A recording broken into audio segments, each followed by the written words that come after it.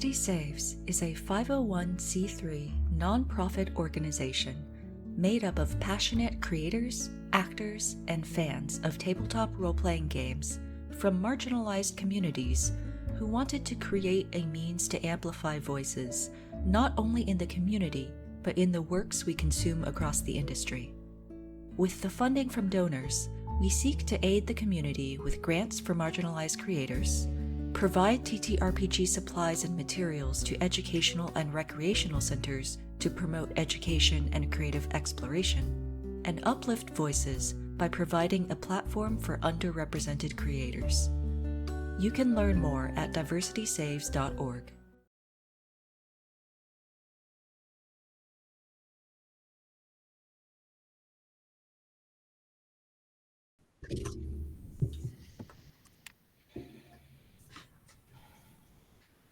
Can I speak now? Okay. Hello, everyone. Perfect opening, I think. Welcome to Diversity Saves. My name is Tanya, aka Tanya Lashia. I'm going to be your GM for tonight. We are playing a Kids on Bike scenario I wrote a year ago that gives us the old 90s nostalgia feel of Halloween. Let's go around and say hello from our players. Let's start with Sophia.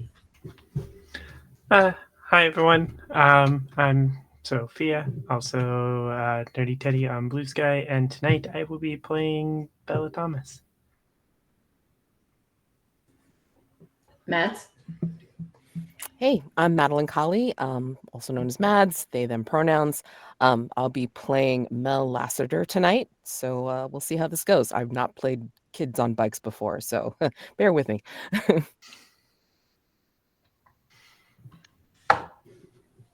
And hi, I'm Mack. You can find me on social media everywhere at the Mackinane.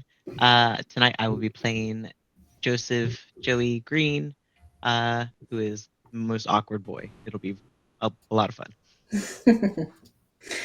That is great. Quick mention, we are using Caption Ninja for live captioning. So this technology is obviously great for accessibility, but it's not quite perfect. So just bear with us if there are any lapses in the captioning. So to start off, I'm just going to give a quick little blurb about what this scenario is about, as well as if you're not familiar with Kids on Bikes, a quick rundown of what we're going to be doing today in terms of how we're going to be playing the game. So this mystery or this scenario is called The Mystery of the Witch. It is written as one of many adventures that the Mystery Club can go on. And so this is a one-shot that is meant to be played for about 3 hours with a 30-minute session 0 where the characters or the players create their town. And this town, we have decided, is called Amethyst Cove. And in this one-shot, we are playing preteens, but we're using the teenager character sheet, living in 1990s America. And you are all hoping to wrap up a meeting of the Mystery Club that was called by your president, Donnie Harlow, on Halloween night. The Mystery Club is the first of its kind. You are a group of junior investigators in your small town and have an impressive success rate. But all is not what it seems. Donnie has called this strange and unusual time to meet on Halloween night as an emergency meeting. Apparently, he believes that something is very, very important that you all need to get to tonight. And there's no excuses. Everyone is expected to be there promptly, or else you are out of the Mystery Club. So this town is essentially kind of like your somewhat Mid-Eastern beautiful fall town. Think like Halloween Town, like the show. There's just that one long road that has that creepy house on the end of the road. Everyone lives on this one road, and it's lined with beautiful fall colored leaves that are falling from trees in the perfect amount of fall. So this is where you all live, this Amethyst Cove. And we're going to begin this adventure with you all leaving your various homes to meet up where you should be seeing Donnie at some point to explain to you what's going on at your clubhouse. Let's start with telling me what your outfits are for this Halloween night. And as you arrive to the clubhouse, we'll see what you add to this whatever this place looks like. Let's start with Sophia. What are you wearing for Halloween? Bella is dressed as a Troop Beverly Hills character. Okay. Interesting. You are arriving. You're just walking up to the clubhouse. I'm going to say it's well before, the evening at this point. Probably it's like 3 p.m. You can kind of see that a couple of the kids are running back and forth between the houses, getting ready, but no one has started trick-or-treating yet.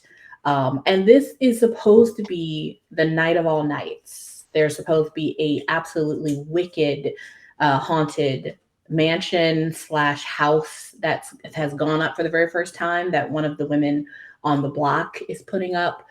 They're supposed to be getting full-size candy bars at most of the houses this year. A lot of parents are going to the adult party, and so they're going to be kind of out of your hair.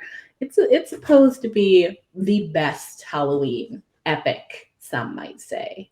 So you guys are pretty excited. So it's a little annoying that you have to go to this meeting, but you sounds like you go nonetheless. Tell me what the clubhouse looks like. Like, what is the clubhouse? Oh, me? As you walk up. Let's see.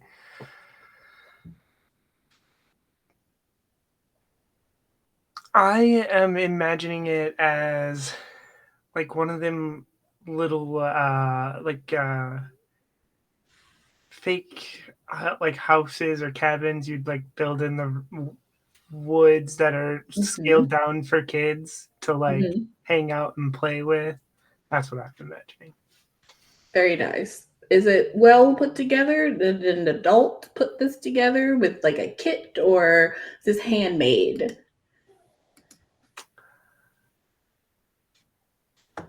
I'll say it's well put together. Okay. It's probably something. Actually, you know what? Maybe it's Bella's. Maybe like it's something her mom put up for her in the backyard in the woods or something.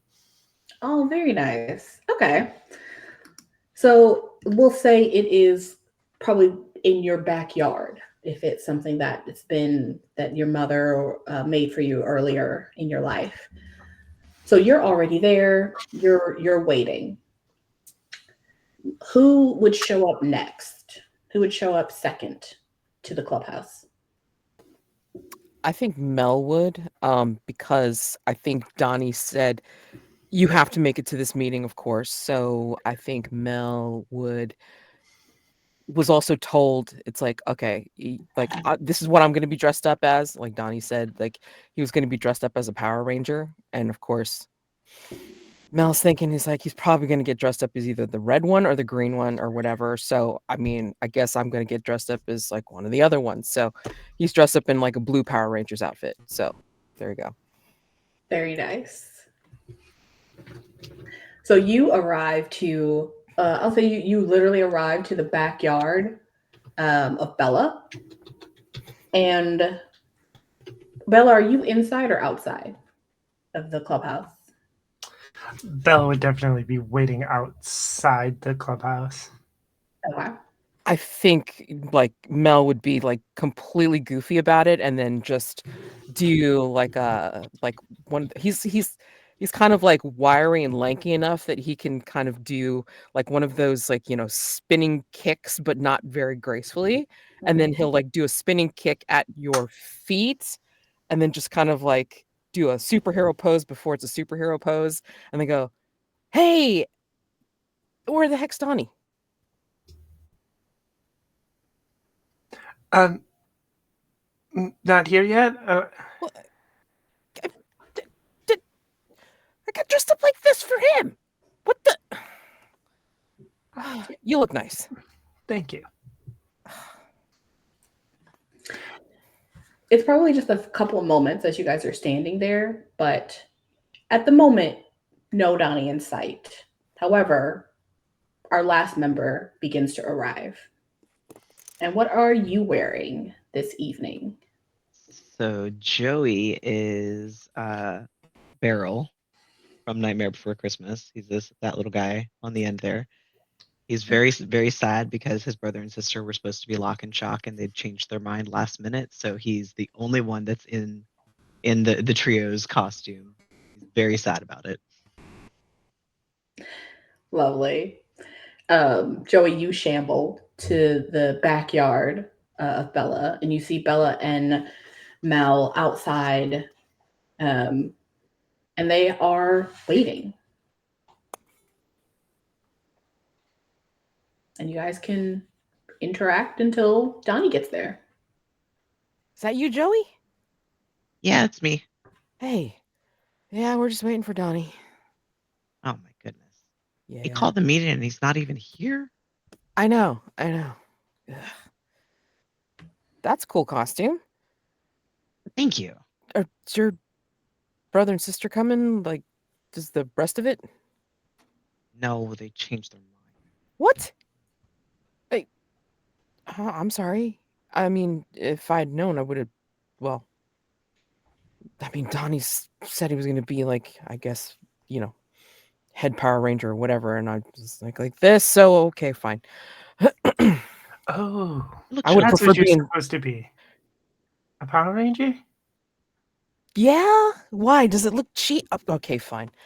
All right. No, I mean, I did a little bit of sewing myself. What do you want? I mean, it looks fine. I just didn't know it was supposed to be a Power Ranger. Sorry, I couldn't really put together the helmet. It looked like crap. I could tell that you were a Power Ranger, Mel. Thanks. I appreciate that. But I would have rather be one of the trio, to be honest. But where the heck's Donnie? Lame for him to be the last one to get here when he made us all come here. Seriously, Bella, do you know what happened to him? No, I you didn't tell me anything. I was just told to be at the meeting. Come on, we want to get some candy. Jeez. Just as you kind of say, man, I really want some candy, you see a kid running across the street, big bag in hand, not have candy yet, but it seems that the kids are getting together any minute now. They're going to be knocking on doors. Who knows how much you'll have left by the time you get there. I mean, if Donnie's late, maybe we can run and grab some candy first and then come back and see if he's made it. I really want to do that. Should we do that? If he gets here and none of us are here, he's going to be super mad. Yeah, but do you have a watch? I don't have a watch. Damn it. I took it off because it doesn't work with the costume. I took mine off because it doesn't work with my costume. Where the heck is he? The time begins to tick along. You guys are still outside. I will say that as it gets a little later in the evening, there's quite a bit of a chill of that fall air. Do you want to wait inside then? Yeah, I guess we can. I mean, I don't know. You think it'll be? Oh man, I just wanted to get some candy. Fine. Do you have any extra bags? I just realized it's like I thought I packed one, but I guess I didn't. I mean, I'm sure there's one in the house or something. The extra bag. Okay. I am always prepared. I brought a backup bag just in case we got too much candy. So here, you can have my backup. Oh, yeah. Joey, thanks. Well, hopefully we'll get to use it. I mean, Donnie. I'll say you guys walk into the. How big is this clubhouse? If it's a do-it-yourself kit or whatever, I feel like, as soon as we get in there, there's room for just one more kid, and that's it. Yeah, it was definitely made for much younger kids, smaller people. Yeah. You guys go inside just to kind of get away from the chill. But you can still clearly hear everybody outside. You hear the kids running around, you hear the laughter.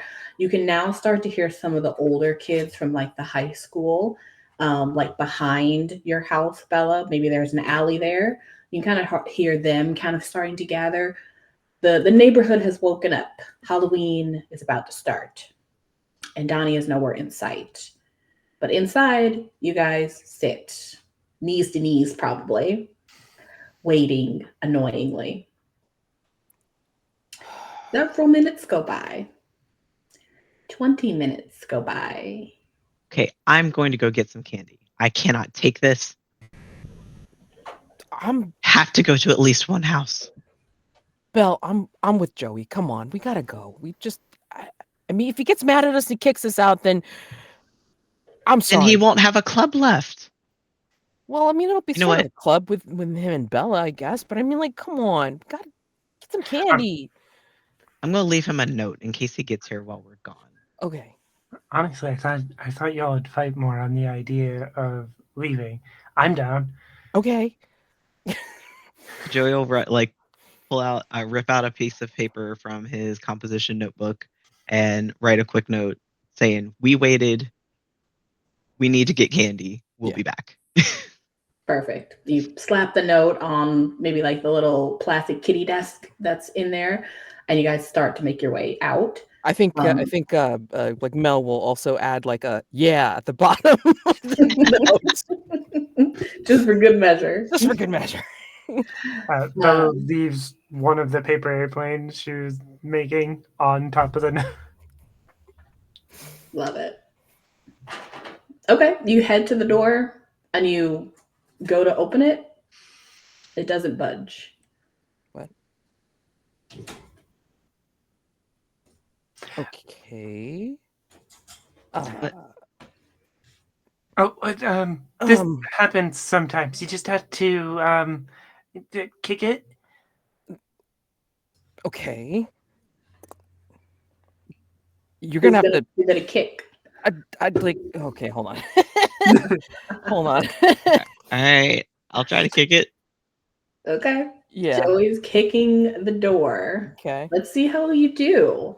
I mean, it's a little. I would say it's like a little wooden / fake wood plastic door.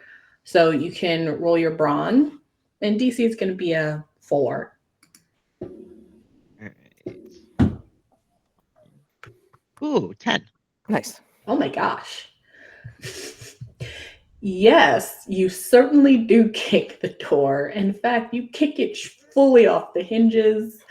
Your karate days are, pretty good now. And it goes flying across the lawn of Joey.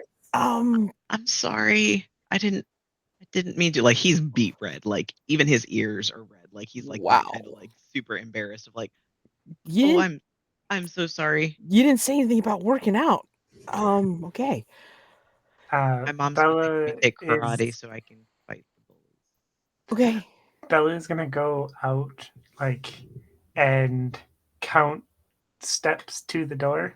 Mm-hmm. Yeah. And then turn around and dang it, that's a new record. The back of your house. In fact, by the time when you are making your steps, you expect to stop at where the door landed, but instead you stop at a pair of feet with the door under. like the Wicked Witch of the West. Oh no. No. Okay. It's all fine. It's all good. It's all fine. I don't like. It's dark enough. Like, do we? Those of us Do aren't next to the door. Do we see that there are feet hanging out? Yeah, I would say your lawn is probably not that big to where when you both come out, you can't see also what Bella can see. She's just like right on top of this. what is that? As Mel grabs Joey's arm. Bella.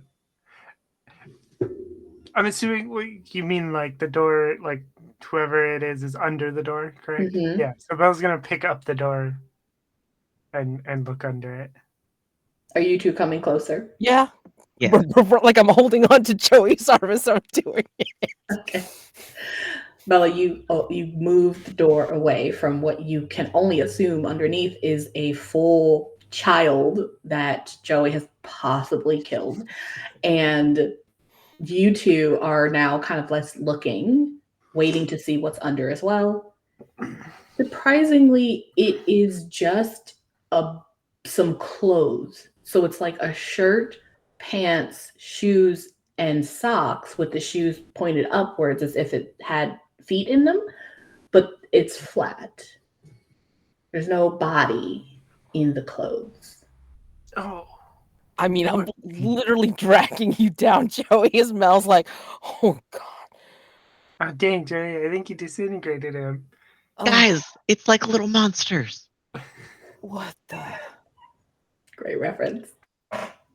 Jeez. I didn't think that was real.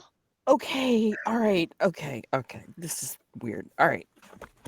Well, we're assured nobody's hurt. Yeah. I mean, I'm helping to get the door off. Like helping Bella with the door. But I mean, like I'm looking at the clothes. I mean, there's nothing there. Is there? Give me a brains roll as you inspect these clothes. Oh, this will be great.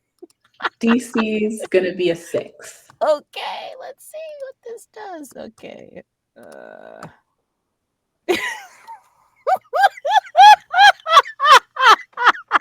no. 1. Perfect. Mel and Dare. Nothing in department. That's great. Now that you are looking clearly now, I'll say you're down really close. It isn't just a pair of pants, a shirt, and shoes.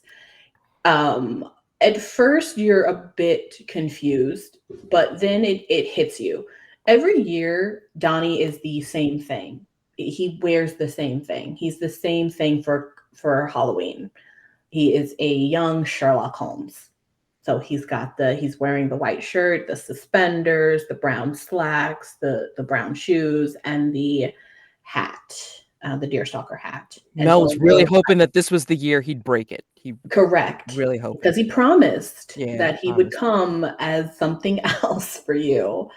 However, now that you really are able to look at these clothes, you now see the deerstalker hat and the pipe just sitting right next to where a head would be.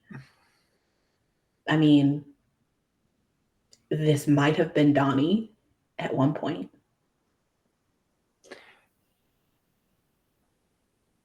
Can I check the pockets? In the pockets, you find a folded up piece of paper. I'll open it up and look at it. It is a letter, and it looks like it is supposed to be written to someone. If you guys look at the assets document, it is the page 14. But it basically says, if you're reading this letter, it means the worst has happened. Mom won't let me leave until I've eaten all of my Brussels sprouts. This is urgent business. It's about the witch. No time to explain. Everything you need is in this file. I'll meet you at the location as soon as I can get away. Be safe. Donnie. And then right under that, it says, P.S. I left my soda in the clubhouse last week and someone totally drank it. Not cool. It was root beer. No! Oh. Okay. Anyway,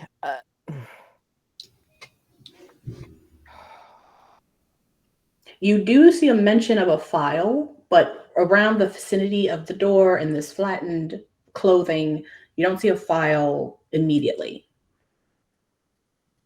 So you might have to look around. Maybe it's in the clubhouse? Maybe it's in the clubhouse? I'll search out here. You go search the clubhouse. okay. Okay. I'll say if you're searching, you can just kind of just search on your own. No roll necessary. It's a pretty obvious file because it's a huge manila envelope. And it says, like, on big red letters, it says top secret. I'll say somebody roll the D4 and we'll see who finds it and where. I rolled a 2. Okay. Joey and who went in there? Joey and Mel? You guys went inside? Yeah. As you guys go back inside and look around, you guys can see that there is an old why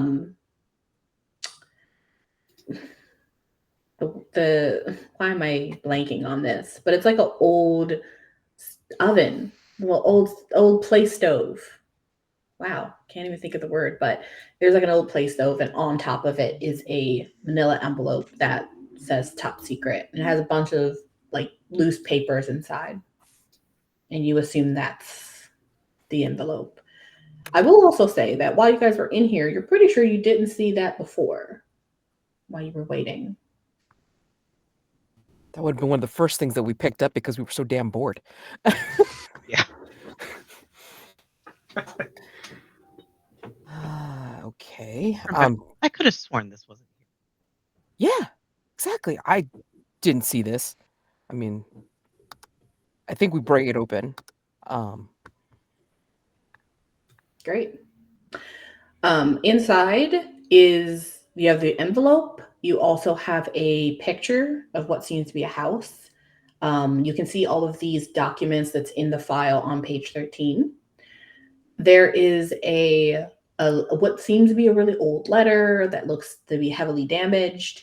The envelope that the letter that Bella had read, as well as a key, a bunch of like cut out letters that seem to make a word, a floor plan, and a random 4-digit number on a piece of scrap paper.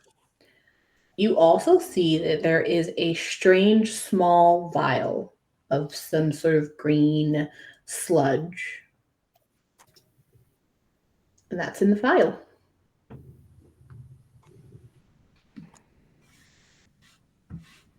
The heck are these letters? HICTTE?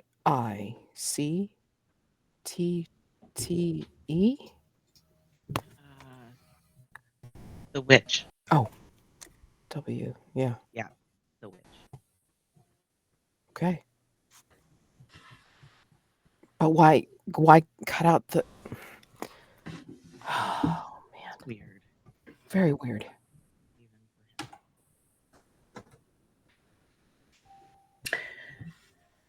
What would you guys like to do? You can pick something and look at it individually.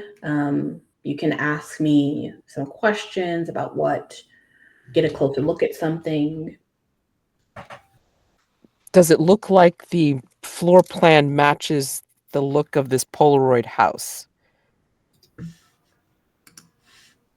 I don't think you'd be able to tell that just from the picture. The picture is just from the outside of the house. Right. Yeah, but the house looks like the floor plan looks like it's got like a little bit of a porch on one side, and it looks like it might have more house on the side, so like it's kind of L-shaped on the front. Yeah. Or that just could be but- one side that we don't see from the Polaroid. So who knows? Yeah, the Polaroid looks like it might be like the back of the house, honestly. Right. I believe all of you have lived in this neighborhood for quite some time. So let's do a flashback where let's have it be Joey. And let's have a flashback where we can see what you might be able to gather, particularly from this house or from this floor plan. So let's say maybe a Halloween ago, when you were trick-or-treating, you do kind of recognize something about this house. It looks very familiar. Go ahead and roll brains. DC is going to be a 4.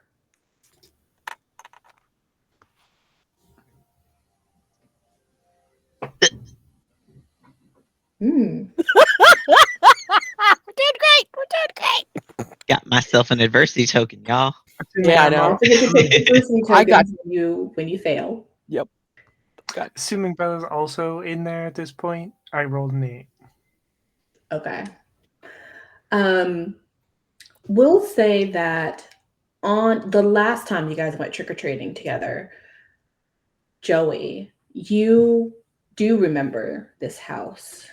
As you were walking past one of the houses on the street, you do vaguely remember that the house that's at the way end of the road, it's actually abandoned. It hasn't been lived in for several years.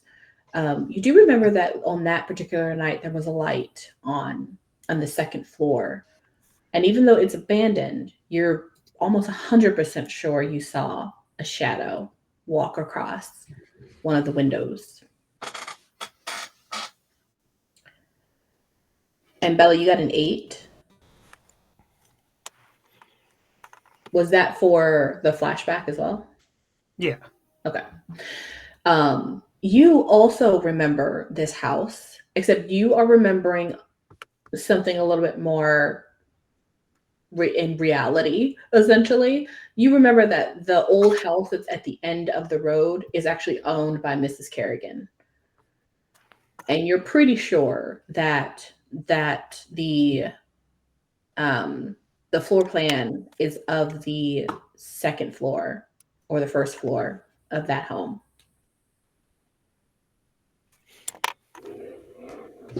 Oh, that's Mrs. Kerrigan's house.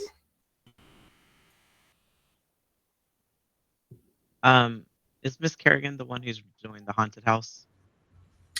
Yes, you know that she owns this house that's in the picture, which is the abandoned house at the end of the road.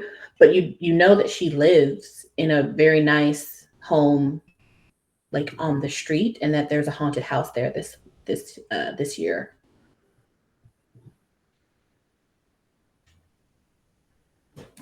Interesting. To roll for the flashback, it's whatever your brains are. Mm-hmm. Okay. 5. Okay.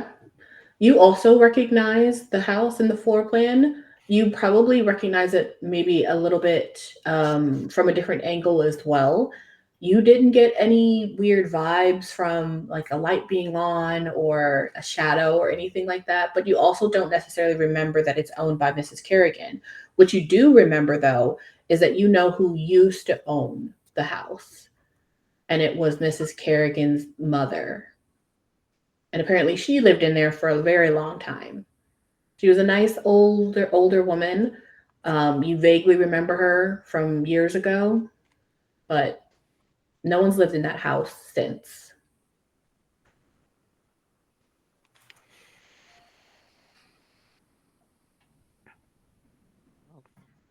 Do we remember seeing like Elder Mrs. Kerrigan very much? I'm gonna say maybe once or twice, but not very much. Yeah, the letters that are in the packet. Can we actually read any of them, or are they too? You can look at the letters as well. I'm gonna say right off the bat, the letters are almost unreadable. They are horribly. They look very, very old and aged, but they also look really, really damaged. However, perhaps if you found something that looked like it or another piece of paper that you could kind of like compare, it might give you a better insight into like what they were, if they were like letters or mail or what.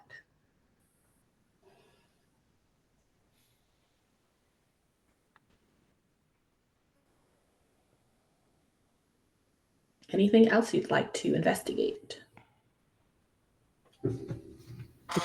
Key, does it look like a Yeah. does it Sorry, look go like ahead. an actual house key or an inside key? What is a room key? Like what does it look like? Or what It certainly looks like a key for a house. It's also very old. So maybe not for a lock to like your house today that Right. may have been built in like the 70s. Maybe a lock that's much older.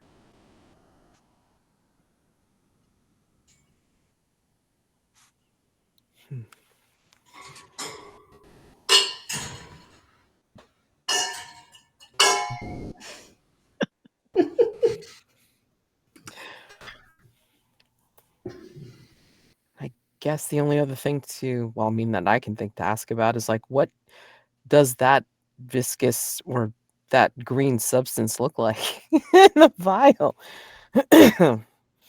It looks like a kind of herbaceous, slightly chunky, but a little viscous.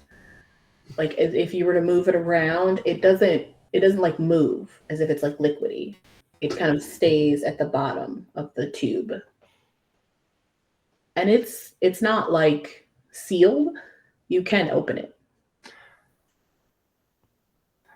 Bella, can I see it? Yeah, I mean, sure. I mean, like like Mel's just kind of like holding it up to the light, and it's not moving. It's not doing anything in that little jar. Bella will open it and just sniff it. It smells like candy. Green apple. In which case, so Bella's gonna dip a finger in and taste test it. It tastes like green apple candy. It's a little chewy, like a little chunky because it has like a herbaceous, gamey flavor as well. It's not unpleasant though. In fact, it's probably the best candy you've ever tasted. Some kind of green apple candy. Mm-hmm. Really good green What apple candy. Do you want some? kind of candy is that? I'm good. Yeah, I'm fine.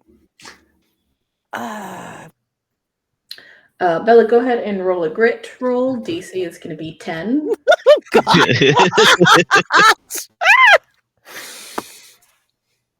I assume that was on its way. 5. Okay. Yeah. Best candy you've ever had. It kind of coats your mouth and you can really taste this green apple flavor. It's almost fresh, as Ooh. if it's like pulverized apple with a green flavor or a green apple flavor. If I may, I have lucky. I'd like to spend 2 adversity tokens to re-roll that. Oh, okay. Nice. 11. Okay. Well, not 5 or under, so a little closer. But yeah, it's delicious. You could definitely down that whole vial. It tastes like delicious green apple, like the like a syrup, except for it's not fully emulsified.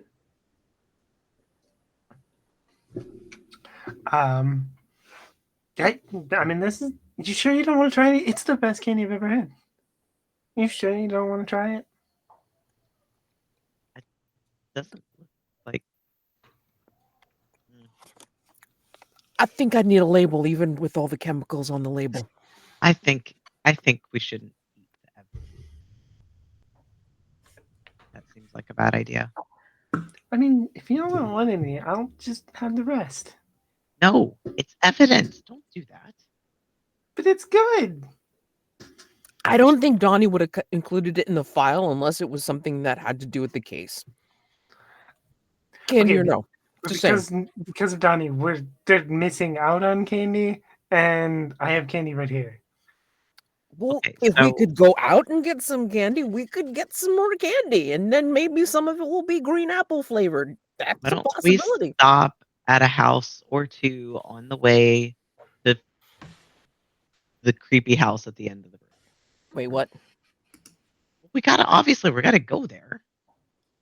Okay, I guess. Oh yeah, that was gonna be my next suggestion, but I'm gonna keep this. But I'll put the vial in your Don't pocket. eat it all. I think Joey's gonna like try to like to take it from you. Be like, Great. I think that's gonna be a brawn roll versus. That's gonna be brawn versus brawn, or you can try charm if you'd like to try and. that's my D4. So okay, it's gonna be opposed brawn and brawn as you two wrestle for this. Oh my vial. god! Come on, you two. Recently, I rolled a 4. I rolled a 7. Bella, what did you get? A 7. Yeah, you're able to kind of get like your hands around it, but she's not letting go. Hey, you said you didn't want any. I'm trying to keep you from eating it. It's evidence, but let's go stop off at some houses on the way. How about that? And then we can get some more candy. Just an idea, right? Candy that isn't suspicious. That leaves has labels on it. Yeah, labels. Maybe that isn't suspicious.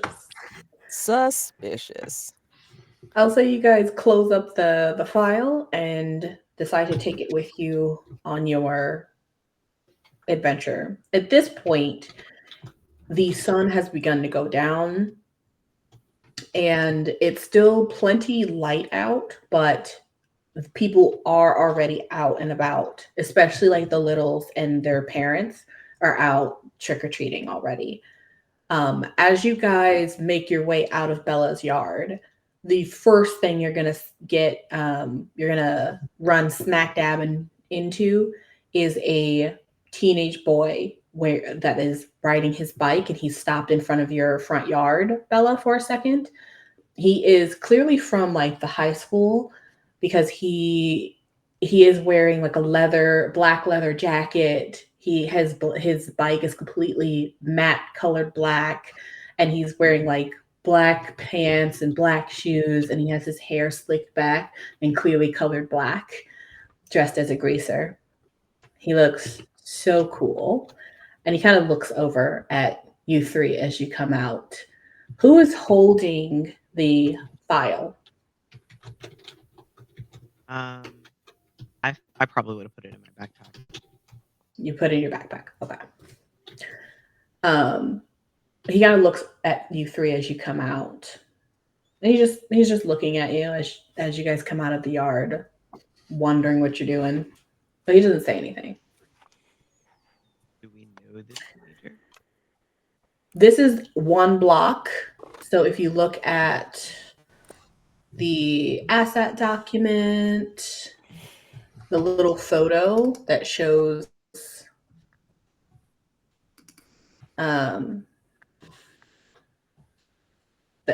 the block, which I believe is page 8.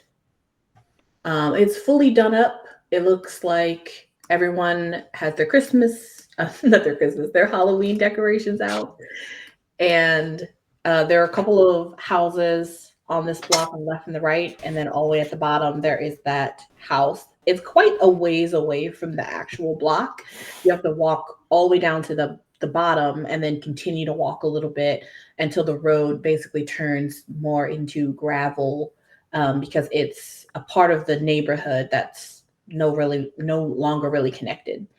But you guys have to walk through the town first, this little block. Is there anything you want to do as you walk by? The first couple of houses look like really like hopping. One of the houses, they're having an adult party, and so you can see a lot of the adults walking in with like big coolers and jugs. They are like laughing. There's loud music going on.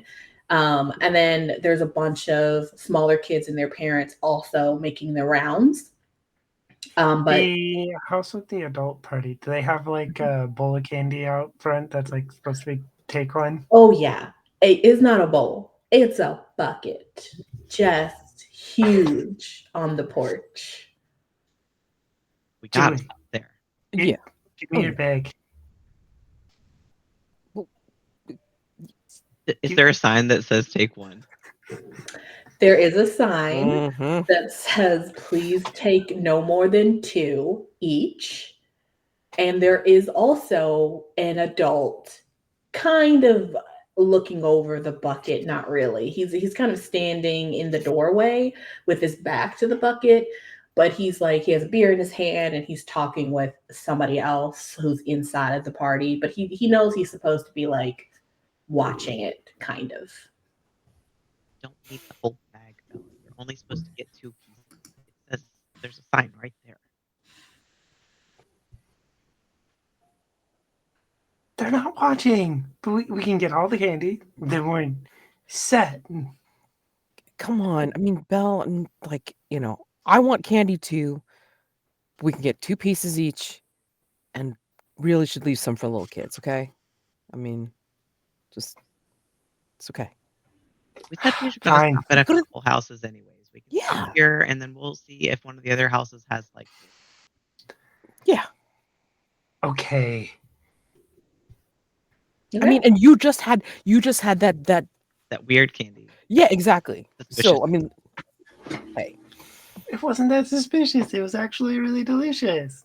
Okay, but I mean, like, again, let's like get what we, fair share, and then we'll leave some for like the littler kids who can't like, just jump up and get like a whole bag full,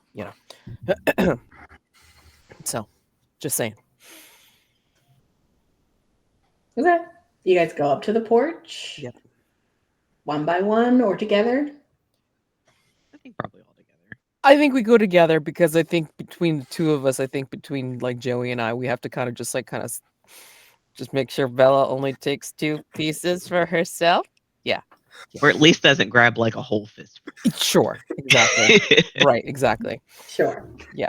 The guy that's standing there who's holding a beer, he kind of just looks over at you guys for like a minute just to kind of clock that there are kids coming up. But then he literally just checks and then goes back to talking. So you guys are welcome to take some candy. Let's see what's in the candy bucket. I'll say it's a good mix, like lollipops, Tootsie Rolls. It's good stuff. It's none of the cheap bad stuff that you would get, and it's chock full. And you can kind of see, particularly with the kids that like are in front of you, they already have some of this candy like in their bag, but they know that the adult is not paying attention. So what they've been doing is just going up the stairs, getting candy, going back down, coming up the stairs, getting candy, coming back down. So like clearly some kids are working the system. So they also, there's a group in front of you that kind of, what they do is they gather around the bucket so that their backs are to him so that he can't really see over them. And they are definitely taking more than 2 pieces each. Full handfuls. And then they'll run off giggling. And then you guys get up to the bucket. What do you do? It's only the first house, right? It's only the first. This is the first house. First house. You know what? Okay. So basically, I think just before we get up to the house and we see all this crap going on, I think this is where Mel will turn to both of you and just say, "Okay, look, it's the first house. Worst comes to worst, it's like we get our fair share, and then we round about again once we're done, and then we come back and get more if there's more to be had. All right." This bucket's very full. I'm sure there'll be more. Yeah, I'm sure there'll be more. It'll be fine. Okay. Let me know what you're doing and let me know when you leave. Yeah, I think, I mean, again, I think we'll still try to make sure that Belle will only take its reasonably fair share, and then we'll, grab our stuff and, like, head back out. But I mean, like, I think he's giving the side eye to the people that are in front of us, like the ones that are like taking the big handfuls, and yeah. Okay. I get 2 Tootsie Pops and immediately open one. Bella's gonna grab. Bella's gonna grab 3 and immediately open. Yeah. I mean, if that's the case, then I guess like Mel will kind of look at you too, shake his head, and then go like, "Okay, fine," and then like we'll grab 2, but then like immediately like grab another one and pop the lollipop in his mouth. Oh, I want to be clear. Like, it's not that Joey took 3 pieces and like ate one. He only took 2, but he just eats one immediately. That's all. This bucket is sitting on like right underneath the windowsill on this porch, and you see the windowsill open as you guys are standing around it, like eating your candy and about to walk off. And you see a woman, probably someone you've seen in the neighborhood many times before, maybe at school. But she goes, "All right, kids, now make sure that your parents look at this candy before you eat it." Why do you put poison in it? Joey! Go ahead and roll a charm.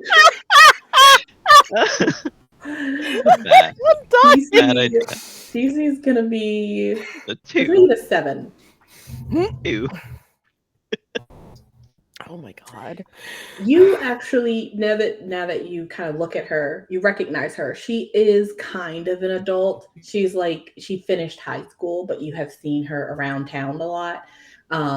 She is wearing a really cool like leotard that has like leopard spots, and she has her hair up in a high ponytail, and she has like a pink headband on and pink sweatbands, as she is a professional workout instructor. Yes, of course. And she hears you say that, and she just gives you a small smile. She goes, "Wouldn't you like to know?" And she just slowly closes the window. And she goes, "This." Takes it out, like looks at it. Looks normal. And then like Mel's already like like staring at the lolly that's in his mouth. Yeah. And then the guy that's he standing keeps on there sucking on it. realizes you guys have been standing over this bucket for a while. Yeah. And he just kind of looks over at you guys. Hey, two each, guys. Yeah. You got it. Yeah. Thanks. He goes back. You guys have a little bit of candy. Where do you want to go next? I mean, as you walk down this road, there's like the adult party that's happening. There's a couple other houses that just have people at the door that are coming, but there's also a couple other houses that have just a bowl. The one across the street from the adult party, this is a house that you're all pretty familiar with. Who do you think lives there? Or you tell me who lives there from the neighborhood. It can be anybody. I think it's the art teacher from our school. Love that. Yeah. So like their house, even though they're not the house with the haunted house, they're also kind of done up, right? There's like skeletons on the porch, and there's like bloody handprints on the walls or the windows. And there is a bowl of candy, but it is sitting next to a scarecrow, like a life-size scarecrow that's sitting on a chair in the porch. And it also says, "Please take one."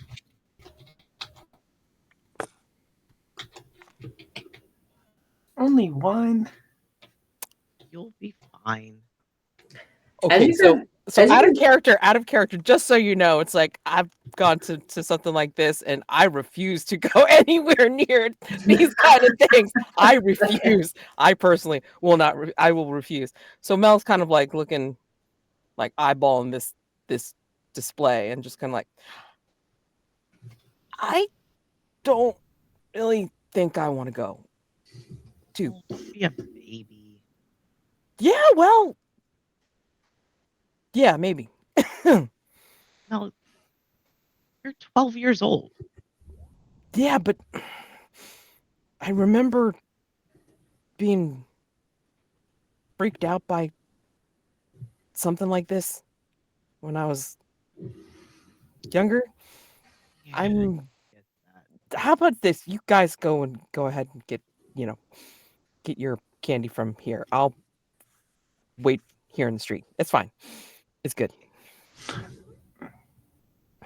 It's fine. We can grab you a piece. Okay. Yeah.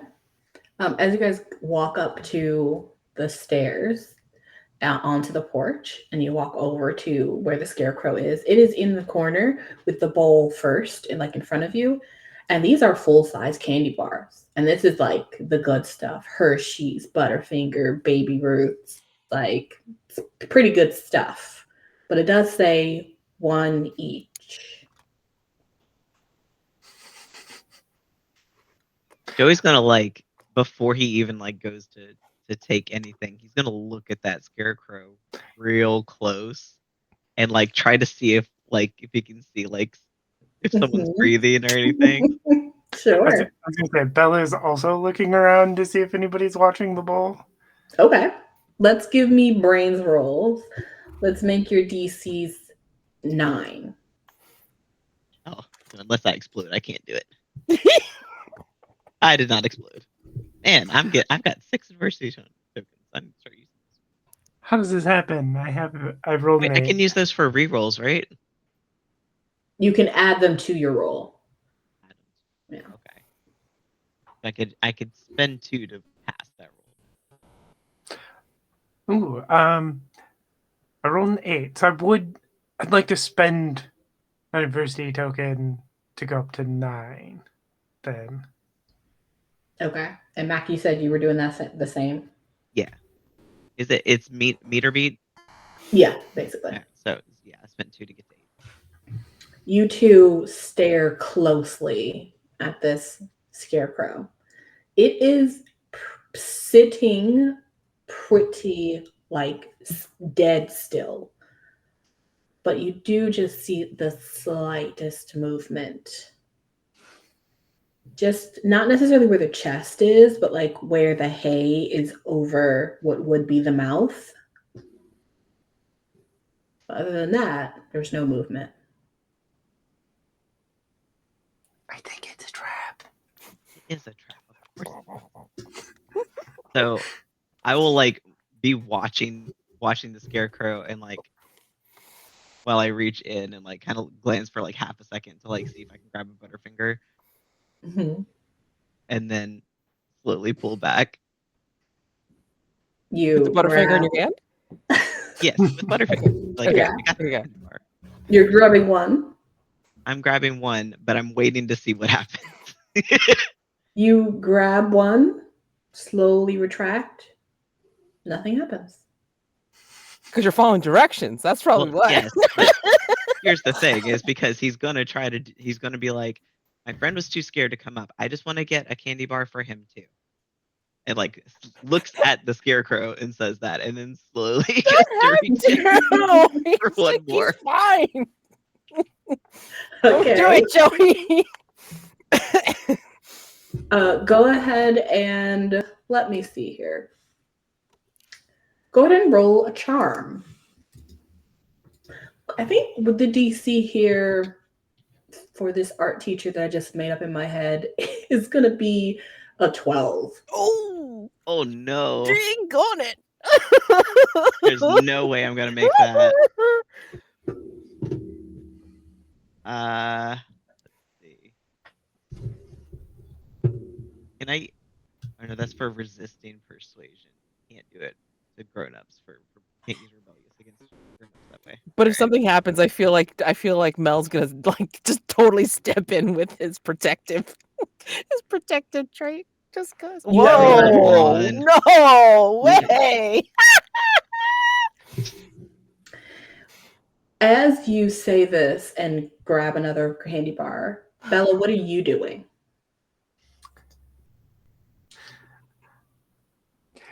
Bella's getting ready to snatch and run. I'm gonna go for just a grab a couple of bars and Oh God. Okay. You your hand retracts with the second candy bar as Bella is waiting right behind you, and nothing happens. Awesome. I'll just turn. Like, I'm not gonna. Bella's gonna do what Bella's gonna do, and if she does something and gets what she deserves, then that's fine. So I'm gonna go ahead and run back to Mel and give him the extra candy bar that I grabbed. I have no idea what I grabbed the second time. I didn't actually look. So miscellaneous candy bar. He just looks at you like, you didn't have to do that for me, man. I mean, well, Joey, you turn around and Bella, as you go to get your candy, neither of you hear anything, but Bella, you watch as the head of the scarecrow slowly turns to look at you. I'm going for it. I'm going 2 bars. Take it. You grab 2 bars. I need both of you to roll a flight. DC is going to be I'm going to make it a 10. Dang it. That's a 4. Oh, I also failed. Oh God. Oh. I'll say Mel, from the other side of the porch while you're on the lawn waiting for your friends to come, all you see is Bella turning and running with Joey probably in hot pursuit as you watch a full-size scarecrow stand up quickly and run after them off the porch. And it's making this like guttural, like sound as it like chases them. And then I think when he finally sees this, I think again his protective thing goes into overdrive, and he's just like, "Oh heck no!" And I think he's just going to, like, run to intercept the scarecrow because he doesn't want to see his friends get menaced. So yeah, I mean, he's reckless. Okay, this is his flaw. He's protective, but he's reckless. So however you want to spin that for me. What is your intention when you run up? Are you trying to just get in the way? Are you trying to attack? Yeah, let's see. Like he thinks he's going to be quick enough because he's got adrenaline on his side, and again he's feeling very protective, and he's going to get in the scarecrow's way so Joey and Bella can get away and not get harassed by the scarecrow. He gets over his fear because his friends are being menaced. Yeah. Okay. The scarecrow is fast. It is already directly behind you both, and it is so close to grabbing you both by like basically the scruff of your costumes. And in that split second, Mel steps in between. Go ahead and give me charm roll. Okay. DC is going to be, we'll lower it a bit. It's going to be 10. Okay, so let's see. Hold on. I don't even know what my charm is. Let's see. Charm. Oh, interesting. Okie doke. And I also get a +3 because I'm using protective. Since I'm defending. This should be great. Oh my god, amazing. Even on a D20. Got a 3 + 3 is a 6. Amazing. What do I need to beat? Don't forget that if I give you a DC that you can beat with your die, you can always take half. But you've already rolled. So you needed to beat 10. Okay. You didn't get 5 under. Yeah, barely. So you get in between them, and what basically happens is they are barreling forward, and you are able to slip in very quickly. Mhm. And so you, this grown man, clearly in a scarecrow costume, Bella and Joey, who are also directly in front of you because you slid into it, all 4 of you go tumbling face over ass over tea kettle down these little tiny 3 stairs of the porch. Mhm. But you all basically tumble on top of one another and like roll down the stairs, and you can hear the very clear voice of your art teacher being like, oh my god, my knees, oh no. Oh, sorry. You guys are Didn't at the base want of the stairs. them to get grabbed. Sorry. And it kind of makes sense because, I mean, like, Mel's also clumsy, so... I'm using witch dice, by the way, so witch dice always knows me. That's when I'm, like, messing up. It's great. Oh, shoot. Okay. I should be using my Halloween dice. What's wrong with me? Gosh. But, yeah. So, sorry! Also, you guys get yourselves untangled eventually. And he kind of stands up, but he's kind of bending over, holding his back.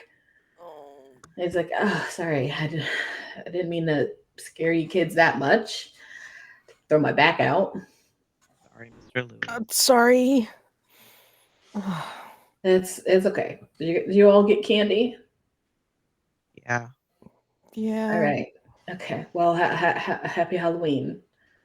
Happy Halloween. Sorry. And you can see him slowly going up the stairs, holding his back. I hand Mel probably the Hershey's bar Oh, or a Crunch bar or something. thanks. I'm so... Oh, man, I feel You bad okay? now. Yeah. I couldn't see you guys getting, messed up by a scarecrow. Yeah. So, I mean, I know now it's fake, but still, yeah. Are you okay, Belle? Yeah. Yeah. Okay. All right. So we got some candy. Go do our investigation so we can actually have more fun. Question. What are the house numbers on these houses? And are any of them match that number that we saw in the file? So none of them, I can tell you without even rolling, none of them will match that number because it's 4 digits, and these house numbers are 2 digits. Got it. Okay. Just checking because I couldn't remember if we had, thought about it. Yeah, I thought about it, but I didn't actually say it. I thought that it could be house number. At this point, it's been a couple of minutes. We'll say it's been like 30 minutes as you guys have gone through there and been enjoying a little bit of trick-or-treating. And finally, everybody is out now. The houses are busy as all manner of kids are fully trick-or-treating. You guys can make your way up the lane.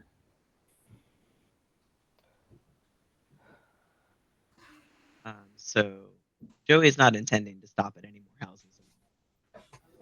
Yeah, I mean, they make a convincing argument. Yeah, I think, I mean, like after that one poor adventure with the poor art teacher, I think like Mel's kind of like, I'm good. Yeah. Bella's happy for now. She has some candy. Okay.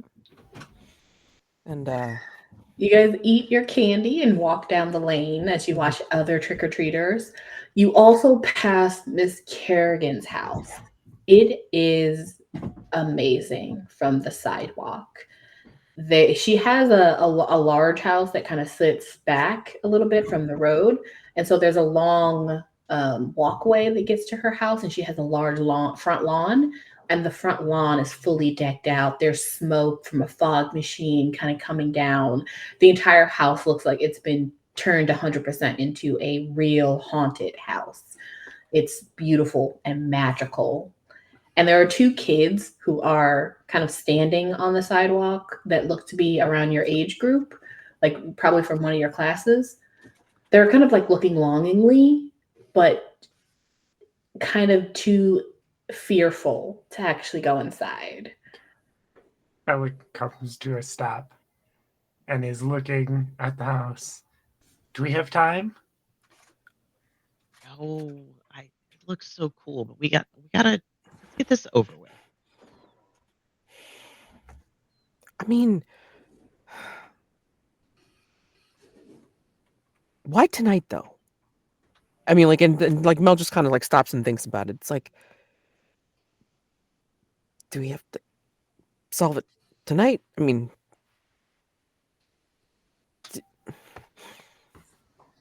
Look, You guys watch. if Donnie gets there before we do. As you guys are talking, you watch a couple of teenagers come out of the house, and the door opens. They come out, and it begins to close behind them.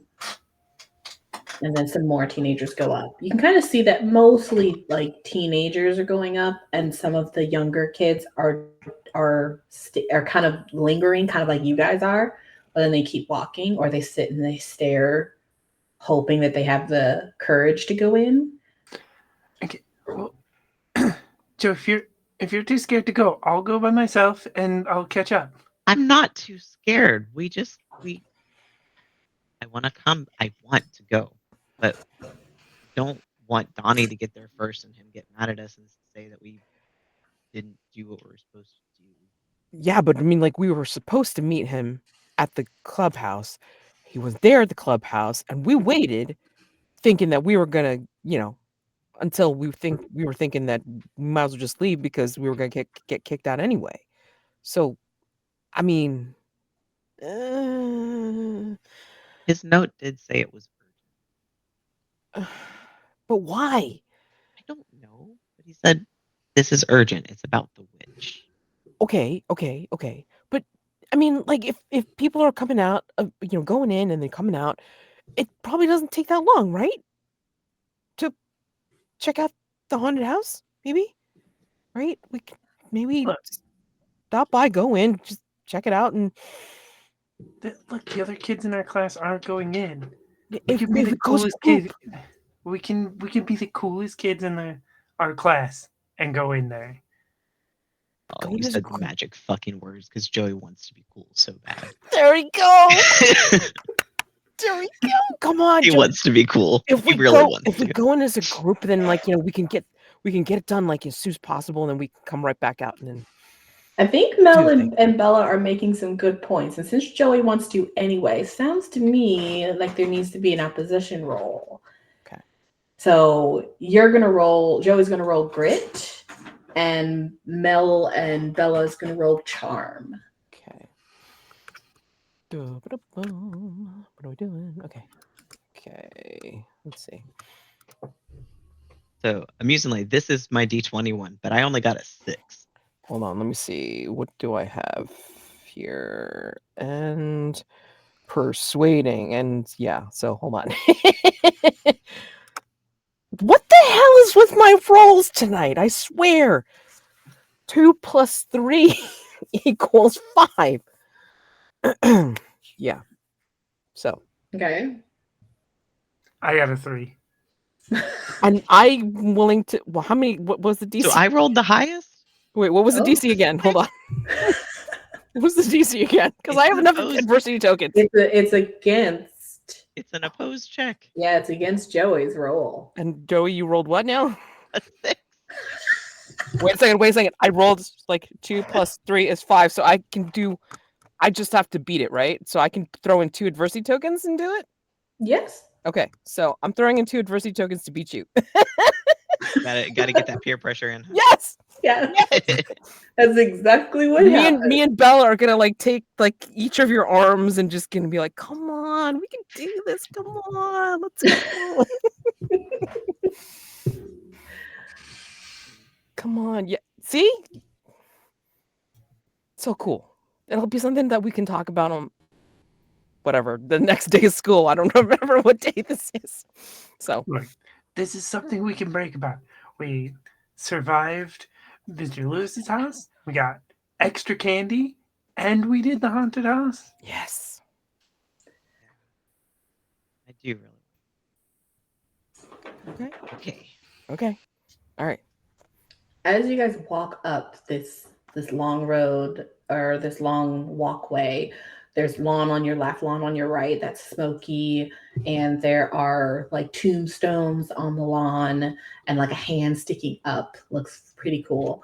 You look behind you and you see that you guys are the envy of many of your classmates that are just about to do a slow clap. They're just I mean, like Mel's like grin is like from ear to ear. Mhm. Come on, see, look how cool this is. Let's go. Joey's definitely like standing a little taller than normal. Good. The front of Miss Kerrigan's house is very old. This is one of the oldest houses on the block, and her steps are nice and wide. And so as you guys step up them slowly, you hear the creaking of each step until you are finally on this huge like wraparound porch. And this humongous door is in front of you, and it has a beautiful silver knocker that is expected to knock. Oh, Bella doesn't hesitate. Yeah, I assume. Perfect. Mhm. The door begins to swing open, at first with no one behind it. But then, just as it completely opens, you see a woman standing there. And you know her, Miss Kerrigan. She's actually dressed as like a housemaid, like from a really, really long time ago, maybe like the 1700s. And she moves like very slowly, as if she's, ghostly. She has very pale features and sunken in jawline and cheeks. And her long, beautiful white dress and her little maid smock is dingy, as if she's like a ghost. And she kind of moves and looks at you all. Welcome. Are you here for the haunted house or candy? Oh, we can only choose one. Haunted house. No, please. And she comes out with a beautiful, huge silver platter. This is not like the candy you guys have been seeing at everyone else's house, though. They are little vials of green liquid. And she puts it in front of you. Please take as many as you'd like.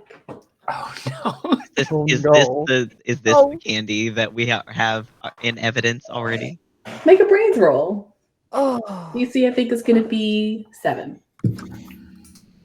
All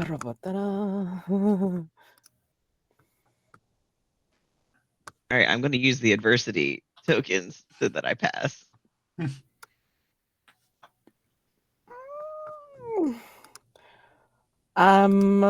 God, do I use the adversity tokens or do I do drama? Let's see. I'm tired of failing. I used mine. Yeah, I'm tired of failing too. So I'm just gonna use mine. Brains roll, right? Mm-hmm. Yeah. So you can roll brains. I'll pass. 20. Nice. Wow. Did everybody pass? 23. Yep. I passed with adversity tokens. Yeah. And I hit a 23. So Okay. Nice. Amazing. Yes, this looks very much like the vial. It's a little bit different. It's a thinner vial and it's smaller, but it also doesn't have that herbaceous, like clearly unemulsified look. It looks more like a liquid candy, but it does have the same hue. It does kind of look very similar. And she said we could take as many as we want. Yeah, it's a platter where they're all kind of like laid on their side, but stacked into like a little triangle. It looks amazing. Does anybody stop Bella from taking them all? Hey. I mean, like, I think at this point, like, you know, Mel's gonna be like, just wait a second, you know, and then just like we'll take like three of the vials. Okay. I think Joey will take probably like 3 as well. And then Bella, if you want to take the rest, it doesn't matter. Do what you're gonna do, Bella. Yeah, Bella's gonna scoop the rest of them. Not breaking the rules. She said take as many as you like. She did. I just picture like two of us, like just three, and then Bella's like dump. just like takes the arm and just like into the bag. Exactly. Oh damn. Yeah, Oh. exactly. I love Bella. She lets you do that. You swoop the whole thing in there and she goes, oh, okay, I'll have to get more of those. And she kind of puts the tray down. Your bag, by the way, is pretty heavy. These are little vials, and you took all of them. They're like, are they like glass? They are glass. Yeah, little glass vials. Little glass vials. Let's say I failed a couple of rolls. I'd like to spend a couple of adversity tokens to grab to use my prepared to have an extra bag to support my bag. You take a moment to double bag, spend some adversity tokens, and you guys are now able to enter. As you're looking inside, in the inside of this place looks also as old as she's made the rest of the place. There are like there's a fine layer of dust on everything. There's clearly a staircase that goes upstairs straight from the foyer, and then there's a door that is to the left, and then the rest of the house is beyond the staircase. But she points to the door that's directly left to let you know that that's where the haunted house is. Like it's in that part of the house. And she just allows you all in and closes the door behind you. Enjoy.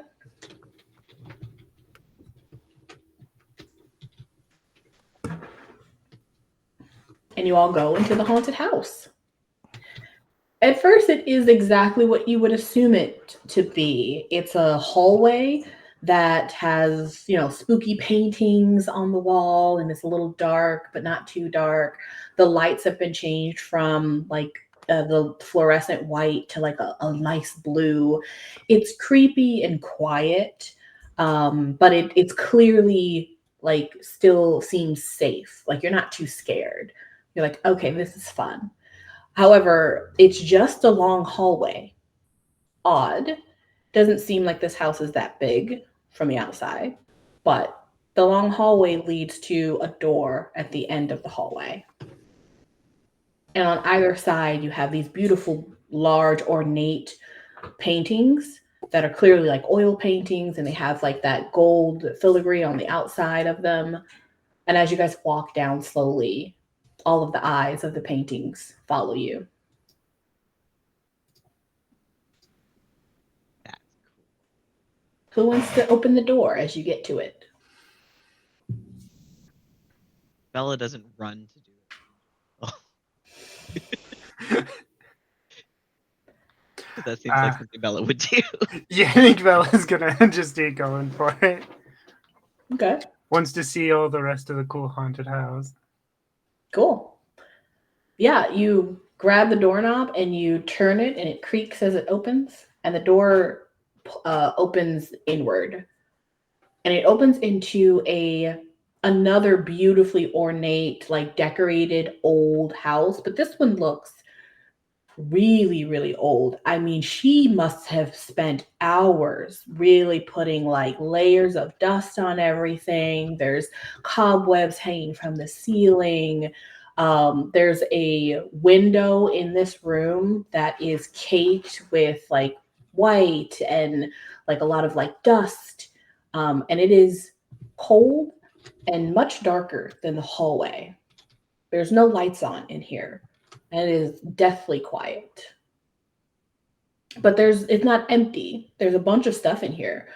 There's a bunch of furniture. Some of the furniture is out, like a large, beautiful red, like ornate chair. And then there's like a table. And then there's a couple of other things that have white cloths on them that have clearly been stored here for a long time. And as you guys walk in, the door closes behind you. What would you guys like to do in this room? We see at all once the door closes? Like you said, it was dark in here. Mm-hmm. It's very, very low light. Yeah, there's still light, but it's not coming from the blue lights that have been changed out in the hallway. This blue light seems to be coming from the window, like coming in, almost like moonlight.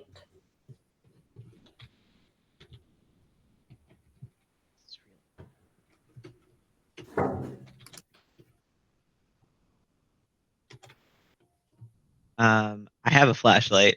I'm going to take out my flashlight. Nice. So that I can see. You turn on the flashlight and it turns on, and it kind of gives a spotlight to how old and mysterious this place looks. But with the flashlight, it gives you a little bit of calm. However, you're now realizing that other than the door behind you, there doesn't seem to be another door in here. As you kind of let the flashlight move across the room, you also notice that some of the furniture that has the white sheet over it, perhaps it's just the wind, but you could have sworn that some of it is slightly moving.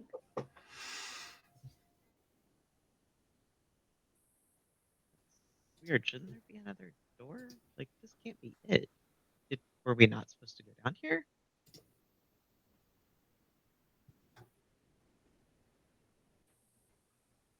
She said that was the door to go to the haunted house, right? I mean, I thought so. Unless it's... I mean, did anybody see another door?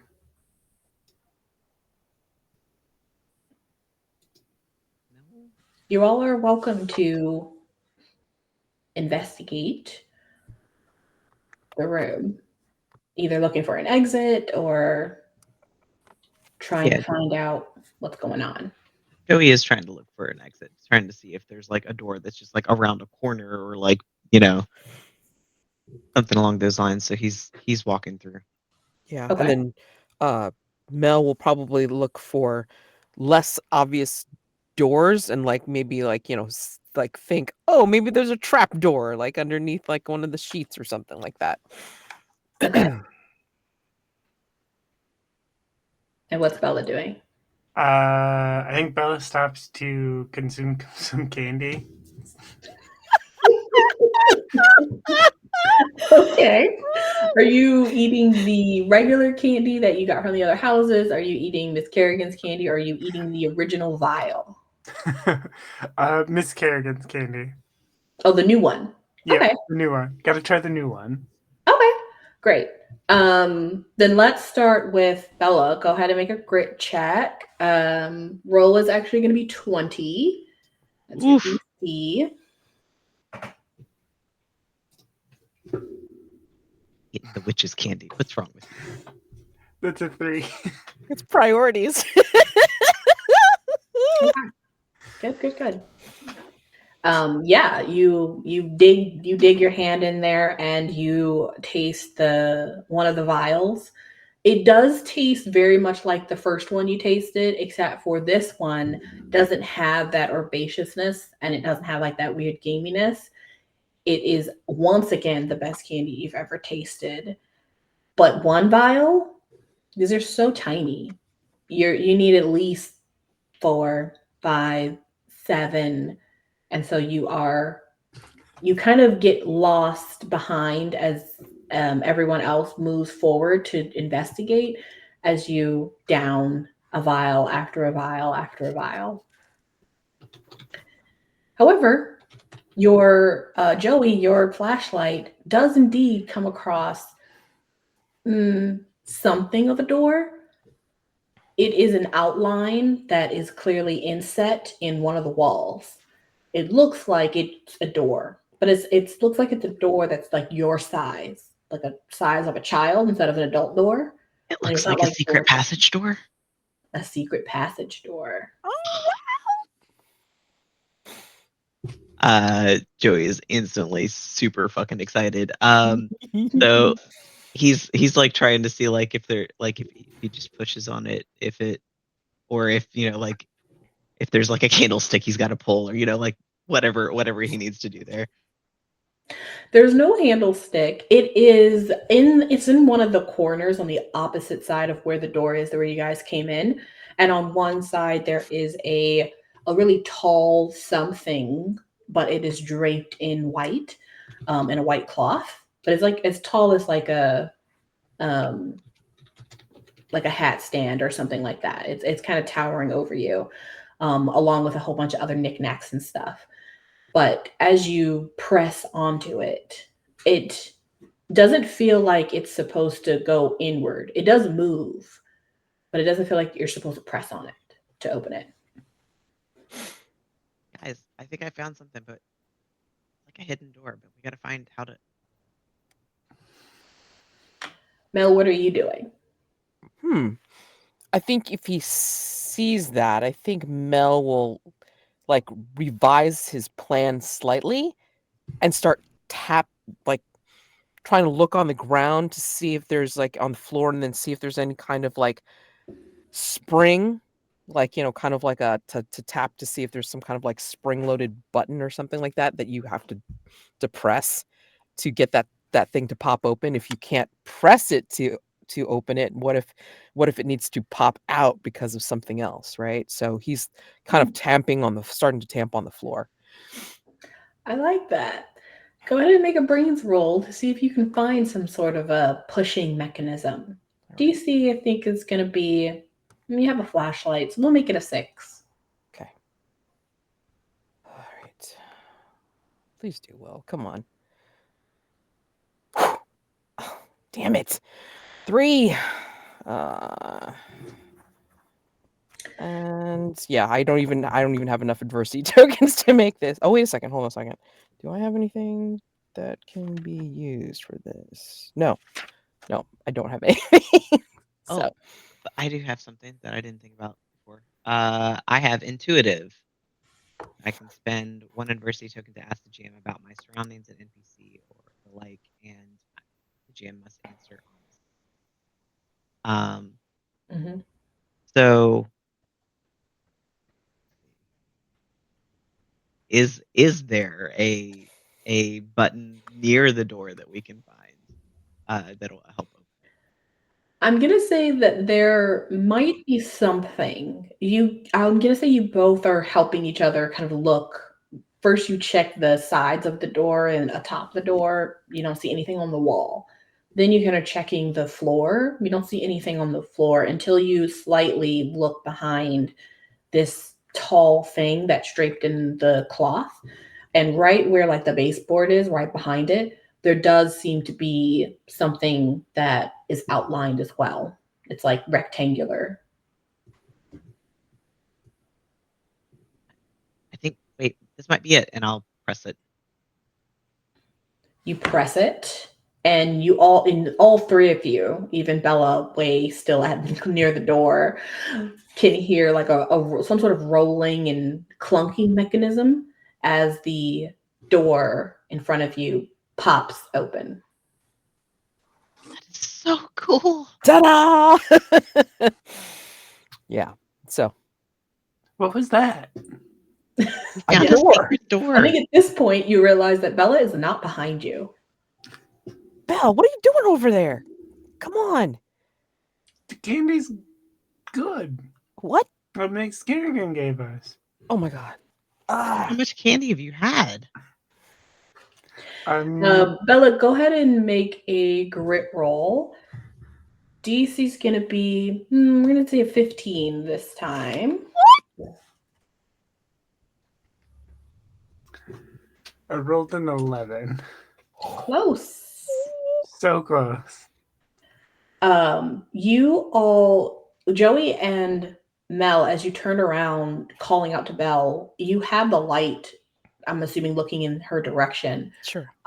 And Bella, as you make your way towards them, to you, you feel and seem normal. You are simply walking towards your friends.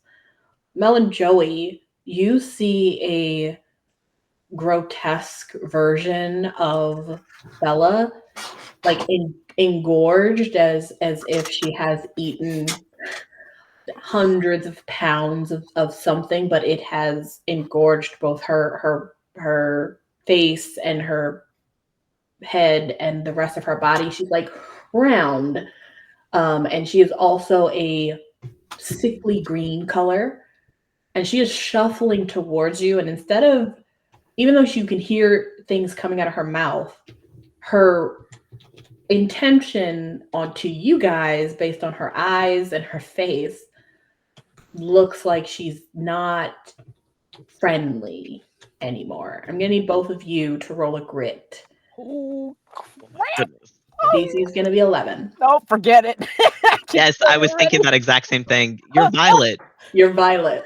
Violet, you're turning Violet, I was Violet. thinking that. I was just thinking that shit. Okay, hold on. Not in a fun way. Okay, I'm gonna Yeah. like Mel's gonna be moving defensively, like in front of Joey, like in between Joey and this thing. Okay, hold on. I got a 17. I got an 8. So Mhm. You guys are able to, if you'd like, quickly dip into the hall or the opening that you've just found. yeah, I think like I feel like Belle's probably between us and the hallway door, so. What did you get? Yeah, A 17? I got a 17, yeah.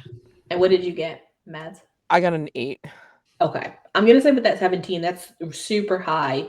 As you see this coming towards you, you just fully back up and you push Mel into. Yeah, I was gonna say just like grab Mel with me. Okay. Mhm. Oh. And you both fall inside and it closes.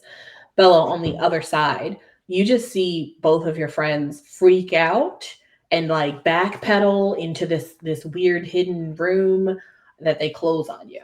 I think the first thing that like as that panel closes, I think the first thing like out of like Mel's mouth as he's pulled back by Joey is like, Belle, like he likes crying out for Belle because he didn't know what happened to her.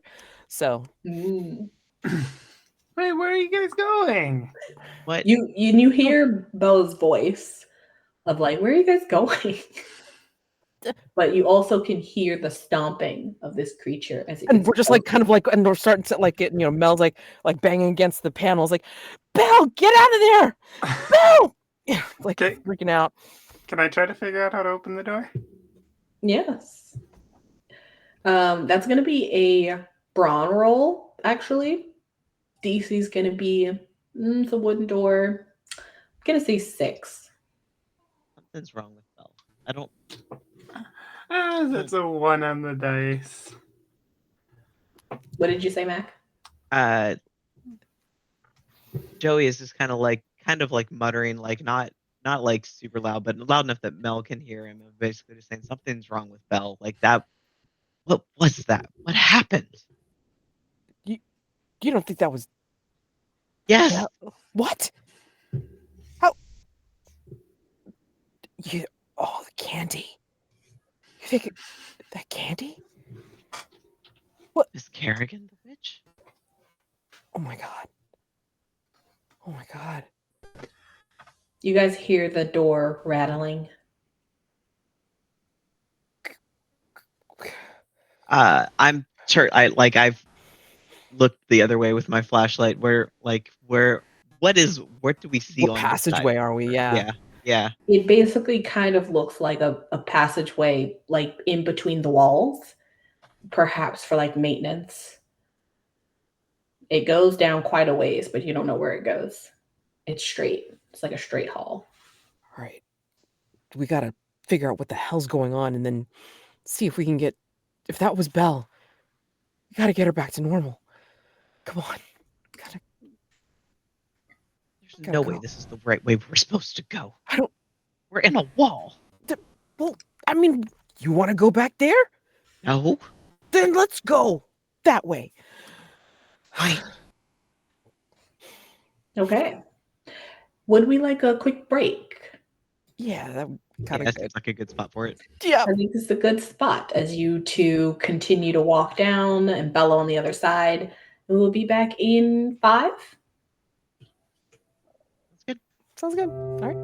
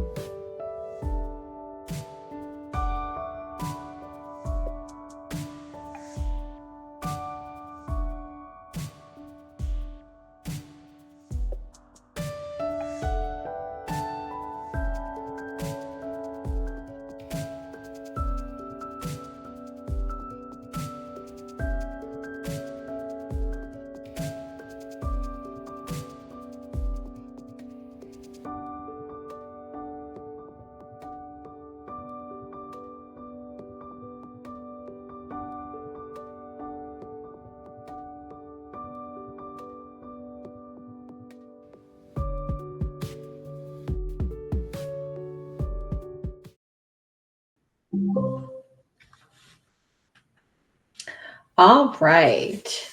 And so we come back to our 3 trick-or-treaters who are enjoying the haunted house of Miss Kerrigan. Bella, you are perplexed. Your friends have just ditched you. Not sure what that's all about. And Mel and Joey, you guys are running for your lives, hopefully to save Bella, but also to not get who knows what by whatever creature was shambling your way and is trying to right now get through the door to this strange little maintenance hallway as you guys walk down it. So let's see what you guys are doing as you walk down this hallway. It is very dark, very cold, very dusty, just like everything else that you've come in contact with. But it is strangely just large enough for you to kind of like walk pretty much standing upright. It's like the perfect size for children. No way those teenagers came through here. What was that?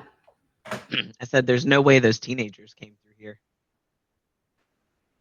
Doesn't look like it. So, where the hell did we stumble into? I mean, we just gotta. All right, so yeah, like listening out for anything, smelling anything, like as we're going down this corridor. Okay. It is a corridor of like walls or the inside of walls. So it goes straight for a long time and then finally it turns, but there's nothing to the left or straight. It just makes a right hand turn and then you keep going right. So you can assume that maybe the left hand side of you is the outside wall, and then the inside or the right side of you is the inside wall of some room. And so there are like thick slats that have insulation foam in between each slat. Right now, you don't hear anything. You don't smell anything. You don't see anything but this weird corridor that seems to be in between the walls.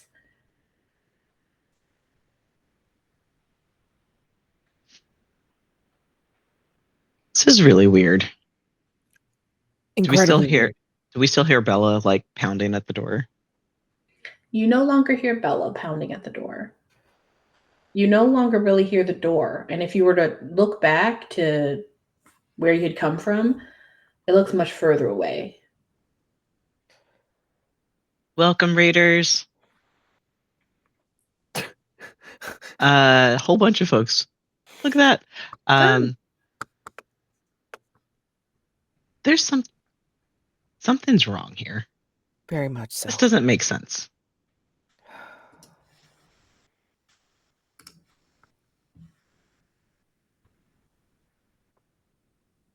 I'll say you guys continue to walk. There is literally nothing. It almost as if you are walking in infinity. It just keeps going straight. Keep going straight. Still dark, still cold. Nothing but dust in here. I think at one point, if you look down, you'll see your footsteps. And so one of you make me a brains roll. Brains? DC is going to be really low, like a 4.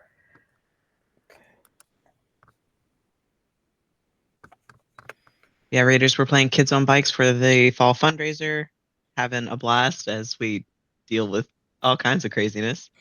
We're in a haunted house right now and like lost in the walls.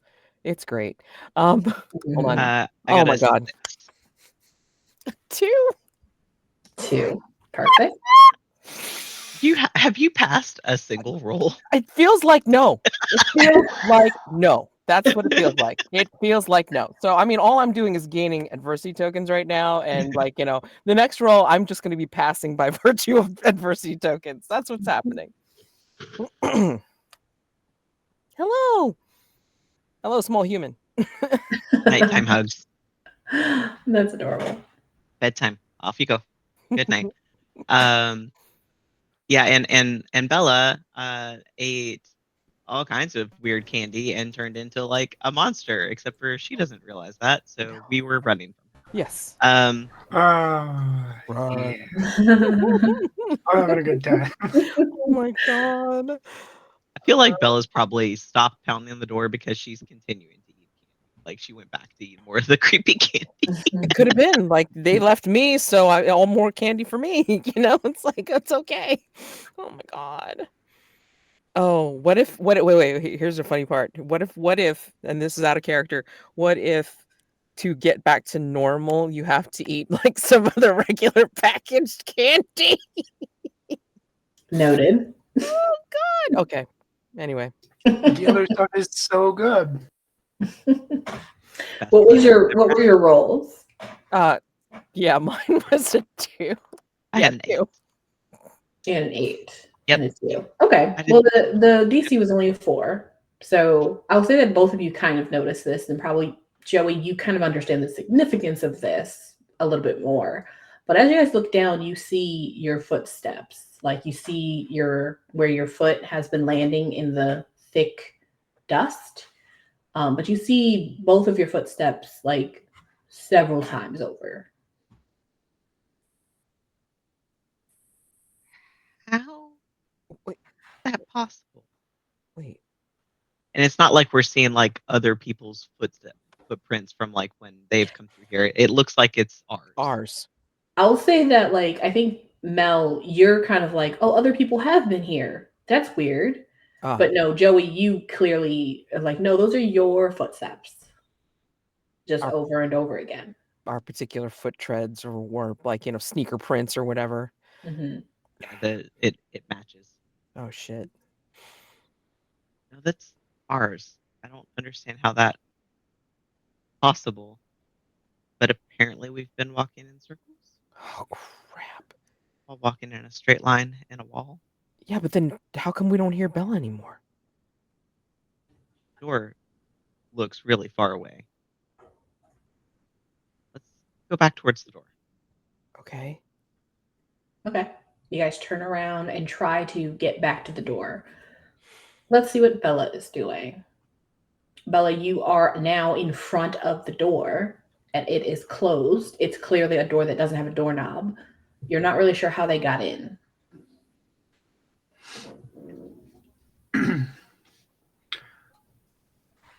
Can I try to figure out if this is some sort of secret door or if there's like a way to open it? Mm-hmm. Yep. You can do a brains roll. DC is going to be a 7. 13. Nice. Wow. Yeah, you actually are just standing there for a moment. I just kind of like let your eyes go around the same areas they did before, the wall, the floor, and you immediately notice the little output. And you click it, and the door opens.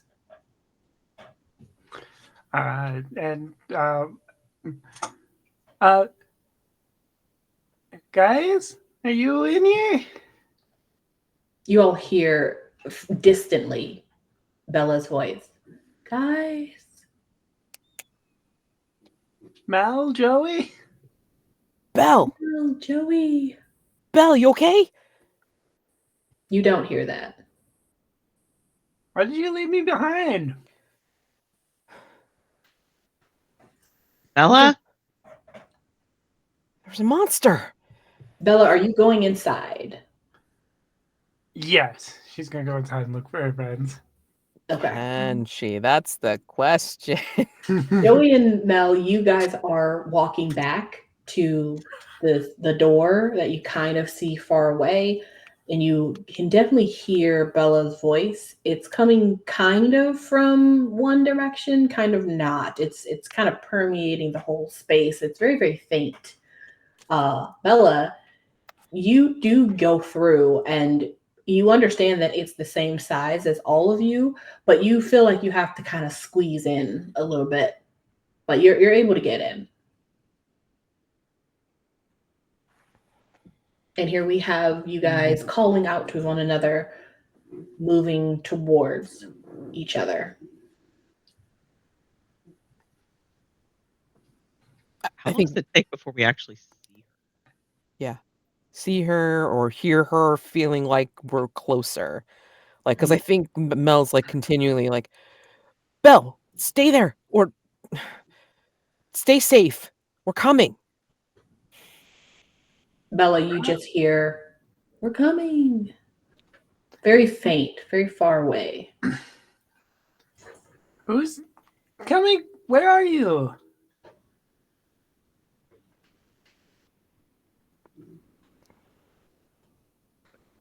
There's no way she's this far away. How? This doesn't make sense. Especially if we've been going in circles. What the hell? Bella! And then it's like Mel's calling out. Mel and Joey, eventually you guys get back to the door. It is quite odd. This door looks slightly different than it did when you closed it behind you. The main thing being that it has a doorknob.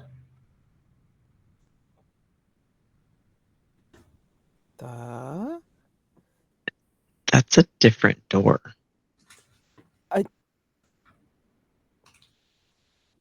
Do we see any other way going further? That this is a different door, or is this the door? It's just the door.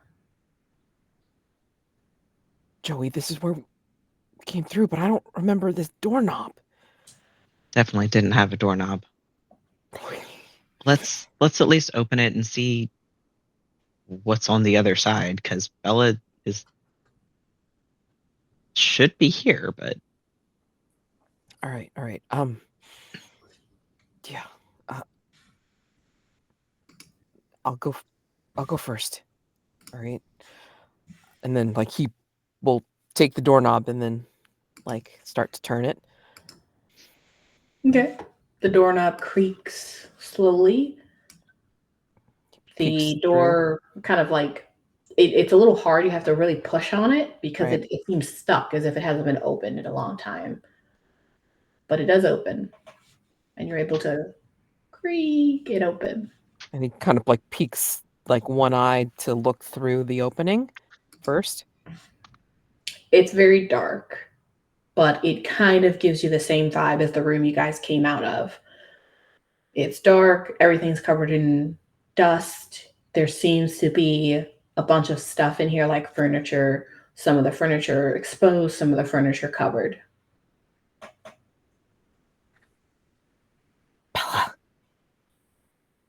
Bella! You get no response. And he opens the door further. I mean, does it open in? Yes. Okay. It opens in. Yeah. Which the other door opened out towards us. So this door is swinging in the opposite direction as the other one. Yes. Oh, he's the brain bending. Peeking through and like looking around with the flashlight, does it look like it's the same room or just a similar? I think as you look around, you did a good job with your original brains roll when you looked at the picture. But I think I want a grit roll as you realize something to see if you're able to keep yourself together. DC is going to be a 15. Got a 12, and I only have one adversity. I mean, even with adversity tokens, there's no way I can beat that. So I've got a 5. I mean, okay. You got a 5. I was gonna say it. Dice do explode in this. Okay. Joey, as you both come out and you move the flashlight around, you do realize 2 things. Number 1, this is not the room you guys left. Clearly, the furniture is different. Even the layer of dust is different. Also, something pretty obvious is that the layout of this room with where the window is, and also that the window is half boarded up, tells you that you're on the 2nd floor of something, you think. And I'll say because your brains roll was so high and that you already kind of put the two and two together with the picture and the floor plan, you think you are in the abandoned house now. How? What? That doesn't. What? We're in the other house. I'm pretty sure. What? On the second floor. Wait. Whoa. Wait. The abandoned house at the end of the street? The other house that Miss Kerrigan owns. Wait. Well, one, I didn't know they were connected, and two, the way we were walking, that can't be right. I didn't say it made sense. But okay. I'm pretty sure. Okay. Look, I mean, the windows are boarded up. Right. Looks like we're investigating this whether we want to or not. Yeah. Yeah. Bella, as you make your way through, go ahead and give me a grit roll. Your DC now is going to be, it was 15 last time, it's going to be 10.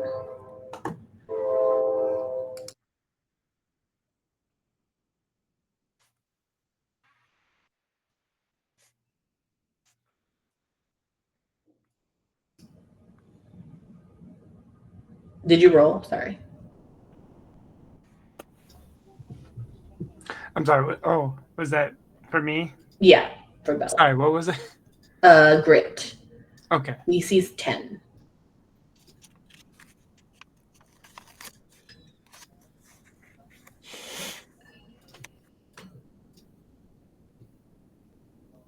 And I rolled a 10.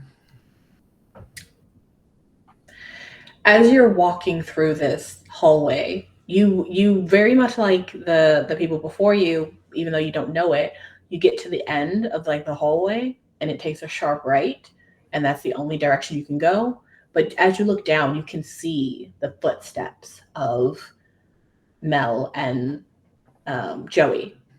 You also see like multiple footsteps.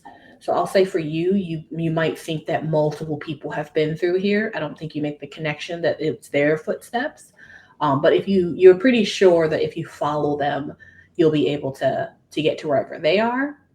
I will say that at this point, when you look down at your feet to like see you walking, your feet do look like they are leaving larger footsteps, but they are getting smaller as you continue to walk.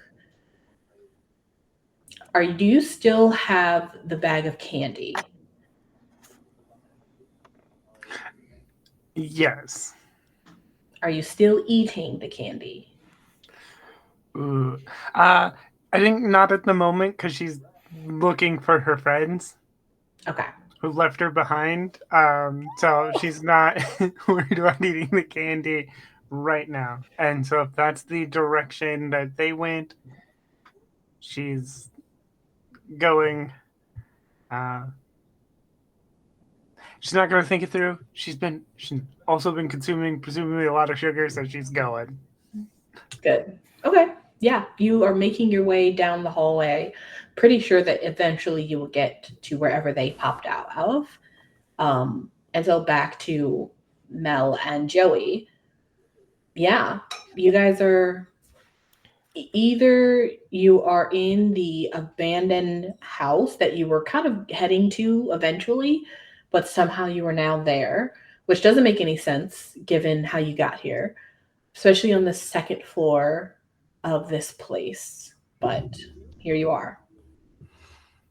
Joey, take out the file.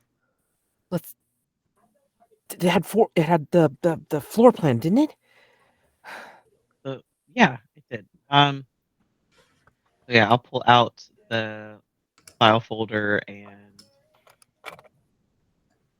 specifically the page that had like the floor plan. If I can figure out. Do I see or hear them?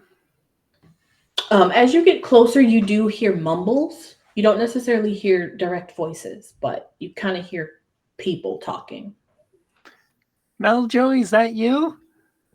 Do we hear? You guys can now hear that clearly. Belle! From the hall. Belle, where are you?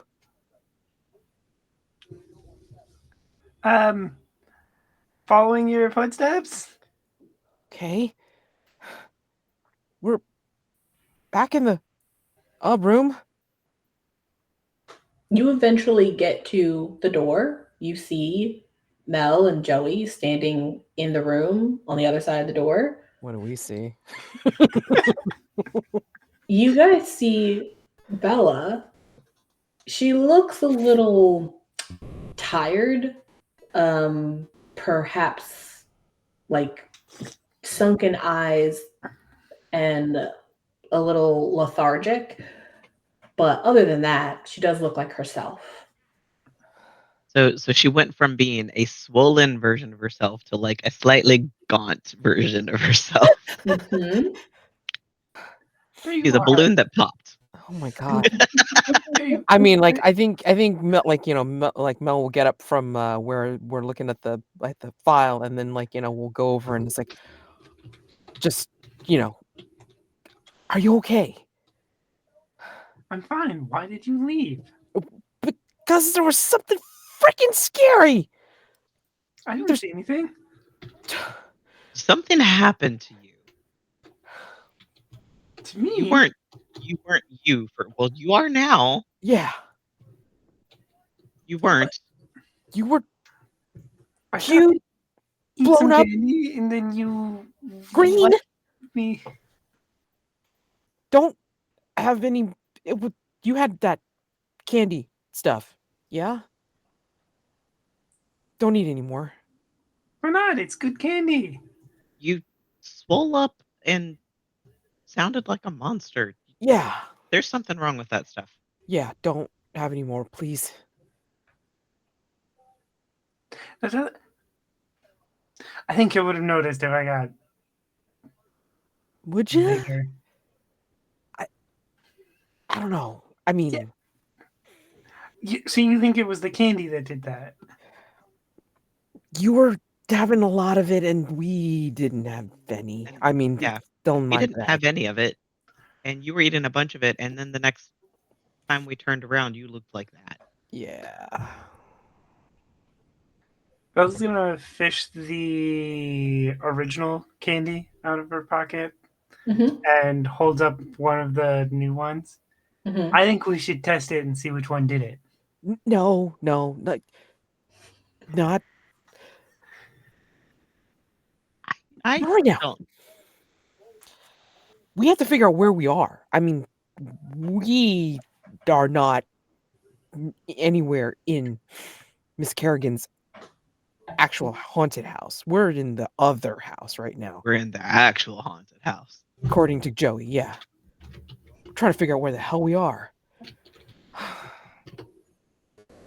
You think we're in the abandoned house now? And like, if we're looking at the floor plan, like, like if I'm bringing Bella over to the blueprints or whatever, I mean, can we sort of tell from looking at the floor plan stuff, it's like one of these rooms is where we're at right now? Yeah. On page 6 of the doc, you guys can kind of tell that you are on that second floor. And you kind of look around. It looks like this used to be a bedroom, but now it's like storage. So it could be any of these bedrooms because they all have windows. Wow, that's so cool. How did you do that? We wish we knew, right? But just walked for a really long time, and apparently somehow in circles. Yeah, and now we're investigating this place whether we want to or not. How's that for multitasking, right? You all hear a door from probably downstairs open, and a few seconds later it closes. And then Mel's like, shh. And we see the door to this room? Like, not You the do. Okay.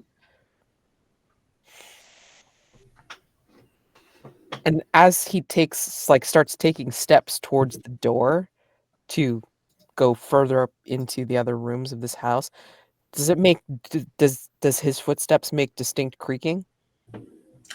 It does. You can try to move stealthily.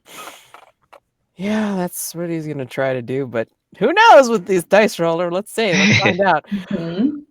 What am I trying to roll with? Let's go ahead and roll a flight. Okay. And let's say this is a very old house, very abandoned. These floorboards have not been looked at in quite some time. So I'm going to say the DC is going to be a 10. If I do adversity tokens and I roll well, I'll just make it. So this will be great. Let's find out. I'm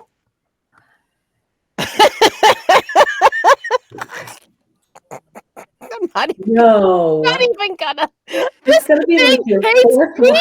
This thing hates me. I've got plenty of adversity tokens now. It's great. I love it. Are you rolling digital or physical? I'm rolling digital.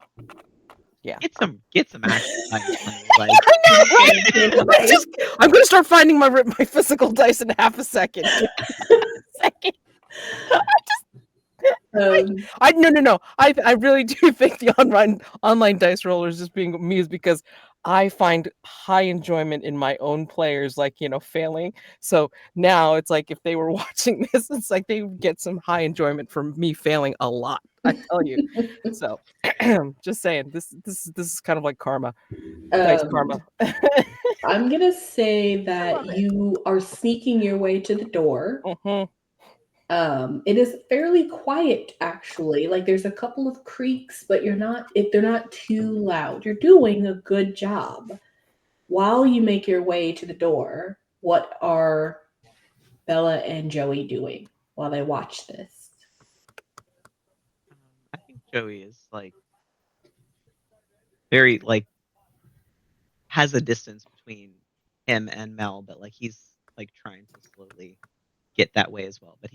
But like he is moving so fucking slow because he does not want to make a sound because he is very scared right now. Okay. So he's like inching, like feet not actually coming off the ground, but like like the little scoot, Yes. like yeah. And what is Bella doing? Oh my god. Amazing. What's Bella doing?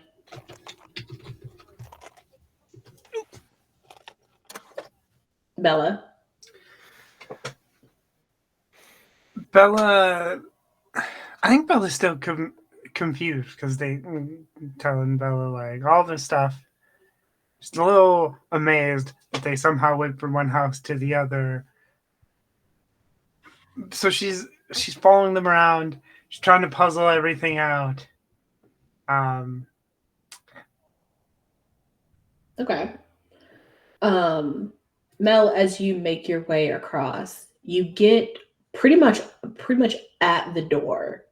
You were literally about to grab the doorknob as your last foot lands on one of the boards and it creaks and it snaps in half, and the rest of you, along with several other boards, crash down to the first floor loudly. Sorry.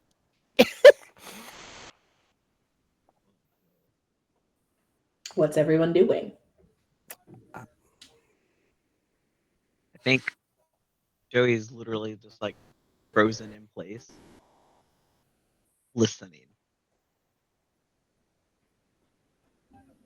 And if a good like 10 seconds goes by and he doesn't hear anything, then he will move over to Mel. But he's definitely like waiting. Mel, make a grit roll. Yeah. We'll say it's one floor. So we'll say DC 7. All right. Physical dice. Find out. Hold on. You said DC what? 7? 7. Okay.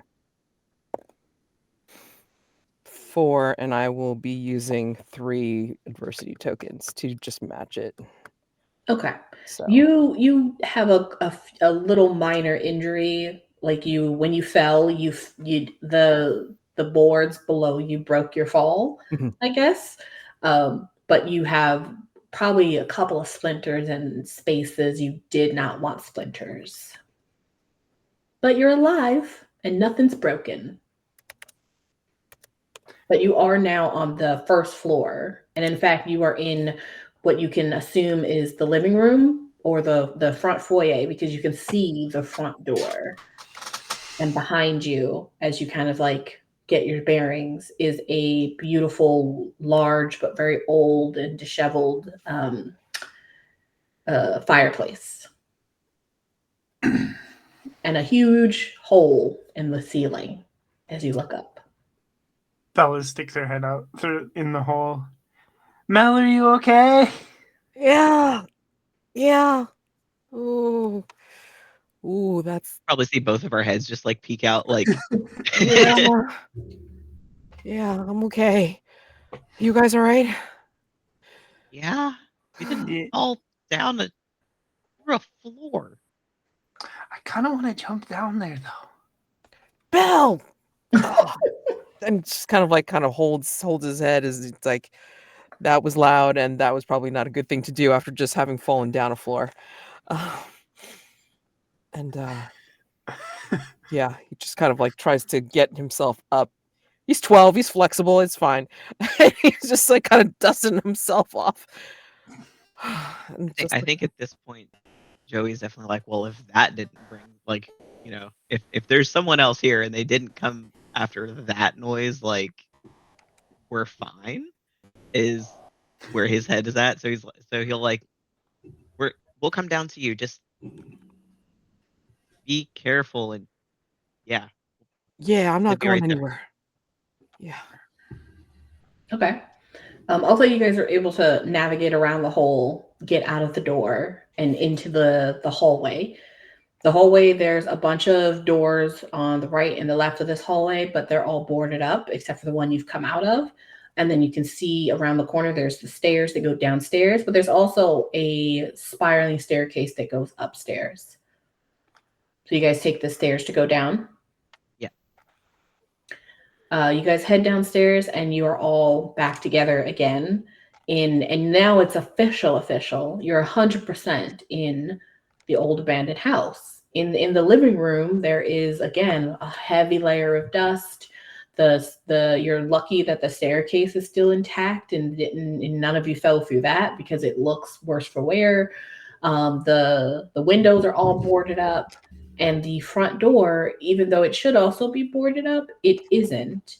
And it does look to be unlocked from the inside, from what you guys can see. For the people looking at it from the outside, was it boarded up though? Yes. This house has been abandoned for many years. What the hell does this mean? Nothing about this night makes sense. No. You guys are looking at the file, and in that file, once again, other than the candy, you also saw the letters, you saw the photo, and you know that it's the photo of this house as well as the floor plans, and then the key and a 4-digit number. So you guys are welcome to kind of like look around to see if you can find anything that those things could be useful for, or you can just book it. It has, at this point, now you guys can see, not only has it been a weird way of getting here, it's been some time. It is dark outside. The street lights are on. Think any of these doors are locked? We should check them. You think the key fits any one of these doors? I think we should find out. Well, we're here, right? Here. Yeah. We're already dead meat for getting home this late. Okay. Who wants to take the key and try the doors? Bella seemed like she was. Yeah, really Bella ready seemed to do real that. eager. Yeah. Bella will start trying doors. Bella, you have the key on the first floor. There's just one other room other than the living room. It's the kitchen. and there's no door that goes to it, but there is a door to the outside that seems to be boarded up on the outside. That's a back door where the kitchen is, and then the front door. But those are the only doors on the first floor. Yeah, the floor plan looks like there's 2 bedrooms in the back. Or is that not right? That's all you see right now. Yeah, I was gonna start looking for more doors. Okay. Go ahead and roll me a brains roll. What is DC is going to be? Well, if you're looking for just regular stuff, DC is going to be fairly low. If you're trying to match the floor plan to what you think should be there, DC is going to be different. So which one are you trying to do? Ooh, I think she's trying to figure out the floor plan, trying to find these. Okay. Other DC is going to be 12 for brains. Okay. I assist. You got a 6? I said, can I assist? Oh, yeah. How do you want to assist? I think because he's got he's been holding the floor plan this time, so I think he's like, trying to be like, oh, well, it should be like, right through there, like kind of thing, like just trying to navigate. Okay. Yeah, Joey is kind of moving it around as you're also kind of like going through the walls, like doing the little tap trick to see if it's hollow. You guys are working together, and technically there should definitely be a door basically where the fireplace is. There should be like an opening where that is, and then 2 other rooms back and behind it. So go ahead and roll, and we'll say your DC now is a 9. Okay. I rolled a 9. Nice. Very nice. So you're kind of investigating the fireplace, and you find a couple of things. You find that the fireplace has recently been lit. There's some old papers and other things in the fire that are kind of partially burnt. And so you can kind of rifle through those. You also find another, like one of those raised little boxes that look like it needs to be pushed. That's on like the bottom brick inside the fireplace. I want to look at both, but I also want to hit the button. Or look at the scraps of paper or whatever. But and you can give the scraps of paper to somebody else and they can look at it. I think I think that's what she's like. Oh, hey, look, there's somebody burnt some stuff in the fire pit. Oh. And then smacks that button. Doesn't say anything, just hands the paper back and then smacks the button. Amazing. Grab them from you and then like who takes the burnt papers? Or that'll be me. It'll be Mel. Okay. Oh, you hit the button, and indeed, just like the door up on the second floor in Miss Kerrigan's regular house, there you can hear some machinery and some heavy thuds as behind the fireplace a door kind of like sinks in a little bit, recessed, and so you can push it all the way through. And it is a full length door, but it's just hidden behind the fireplace, and so you have to kind of crawl in and then stand up. But that's what you find. Mel, go ahead. While you're doing that, Mel, roll a brains roll as you look at these photos. And so what they are a couple of writings. Again, the writings are not legible, but there is also a couple of old photos that seem to have been half burnt. Okay. So your DC is going to be, we'll say 7. Okay.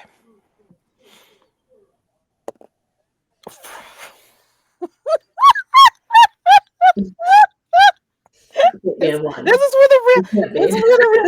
with a real die. Okay. Seriously? Oh my god. Dice hate me. That's all I gotta say. I mean, hold on. What the hell? Yeah, I don't even have enough to make it. Even with the diversity tokens, my God, amazing.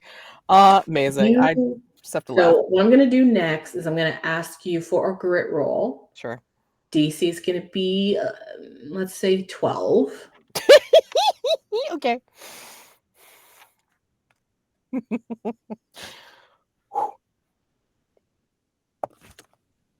Okay, that's a.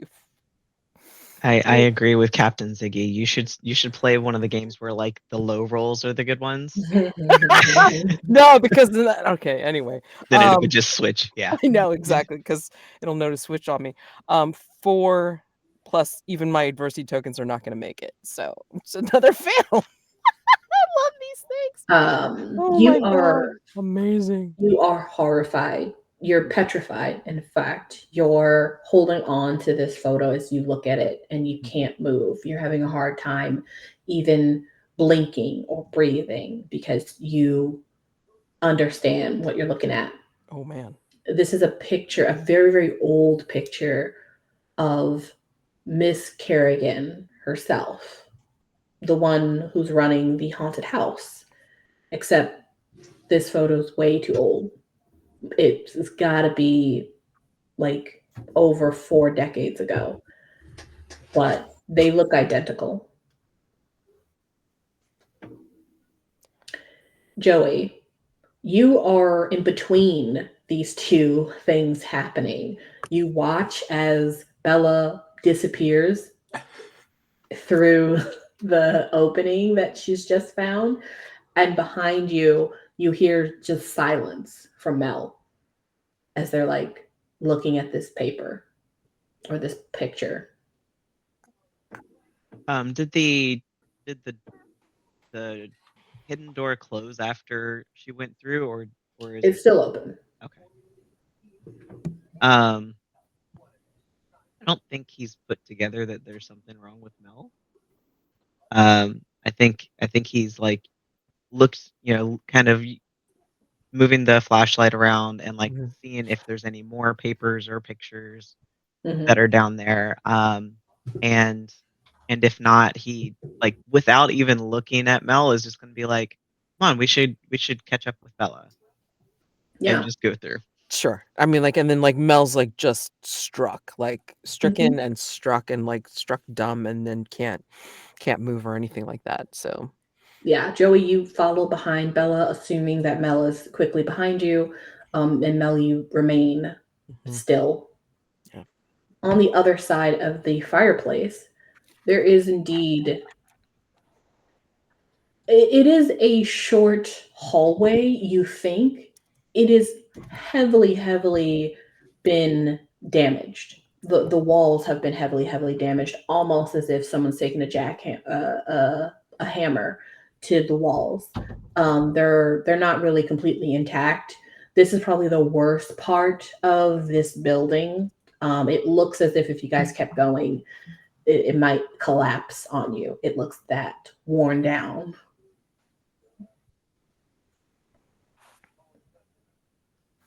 And just as Joey, you come out, the door closes behind you. Yep, of course it does. Yeah. Yep.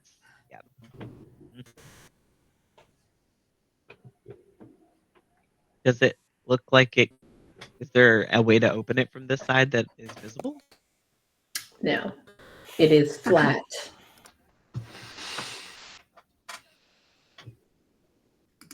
Joey's gonna like pound on the door from this side, and Mel, that it closed. I can't. Can you find the button? It was in the fireplace.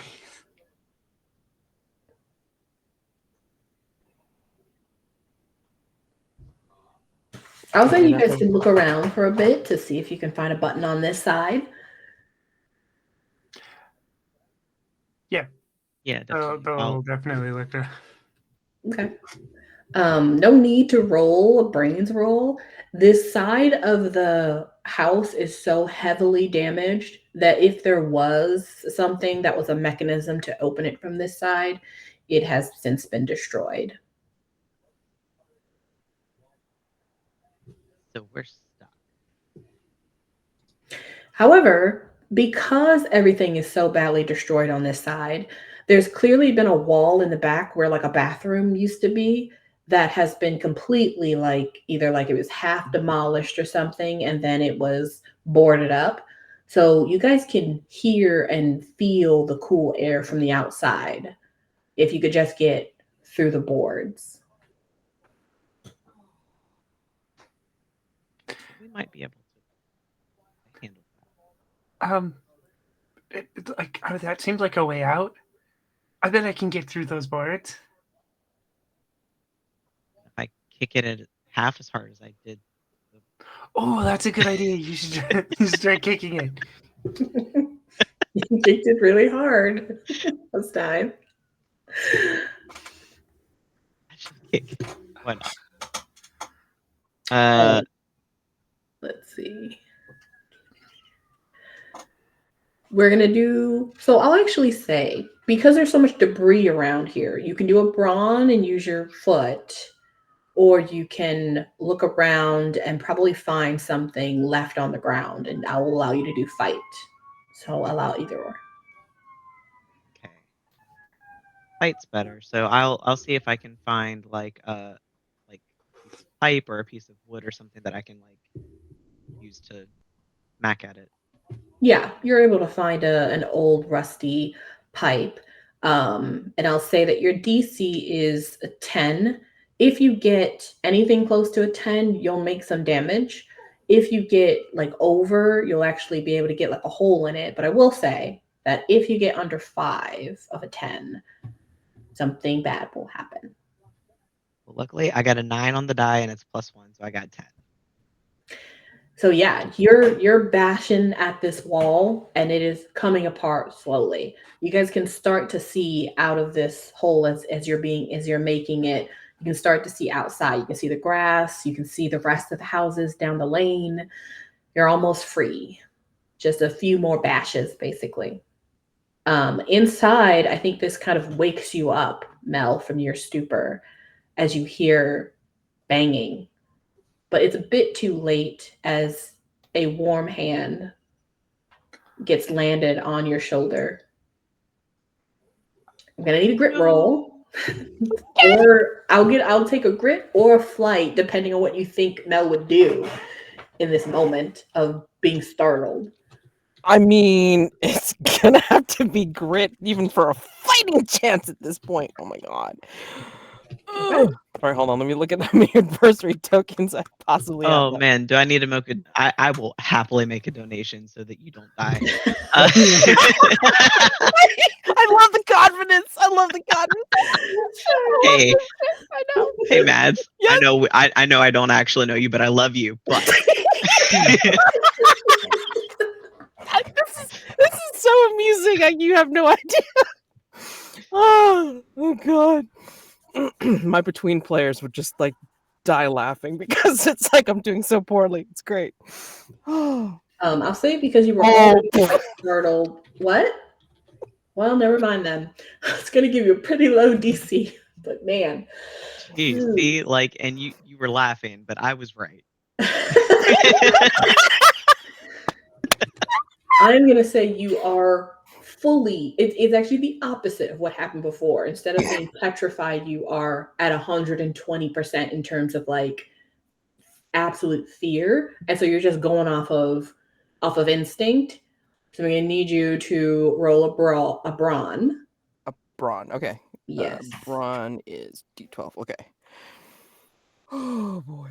Let's see. What is?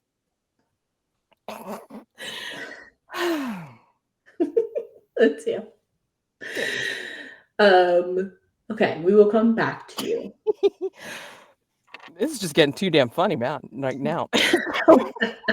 Joey, you are continuing to take swings at this. It takes a couple of seconds, but you're able to get a pretty large hole, but you'll need to keep hitting it for a bit. While this is happening, are you doing anything, Bella, while you guys are just in this dark and kind of creepy back room? I want to search it for clues. Okay. Do you want to look for anything in particular? I don't know if Bella knows what to look for. It's verse so much is just like curious to see if there's like any clues in here that tell her what's going on. Okay. Like I said, the walls are pretty damaged, and so are the doors. And so I'll say that if you try the key, the key doesn't work on any of these doors. But when you try one of the doors, it does just open. And it seems to have been probably a bedroom at some point, but it's completely empty. There is something in the corner, but you don't have Joey's flashlight, so it's a bit dark. But you can walk around and check it out. Yeah, definitely. In the corner of this room is what looks like a backpack. It doesn't look old. It looks vaguely like fairly new, like maybe one you would see at Walmart.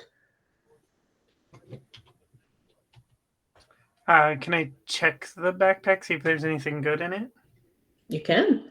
You open it up and it has some interesting stuff in it, but I think what's most alarming right off the bat is that as you pick it up and look into it, it is Donnie's backpack.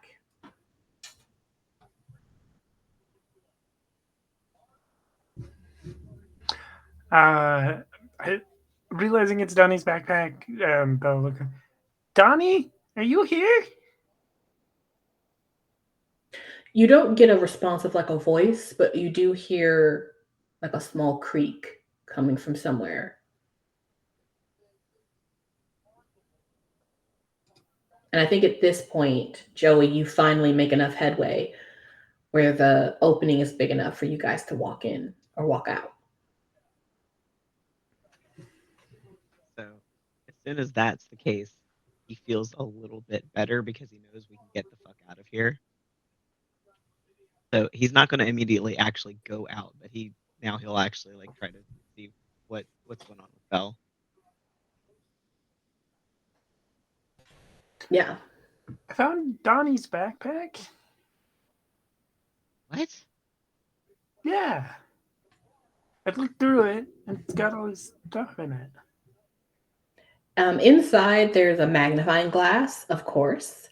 There's also like the Mystery Club's like ledger that Donnie usually keeps on him, like his notepad and stuff.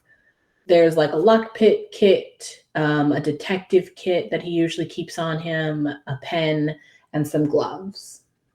So just, the backpack that he would usually take with him when he was maybe out in the field investigating a mystery.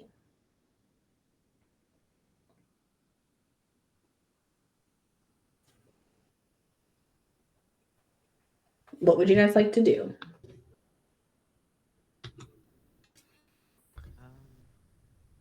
Do you still have your flashlight? This room's kind of dark. Yeah, I do. And you'll hand it over to her. Okay. You look around. You can clearly see that other people have walked in here. You can see their steps in the dust.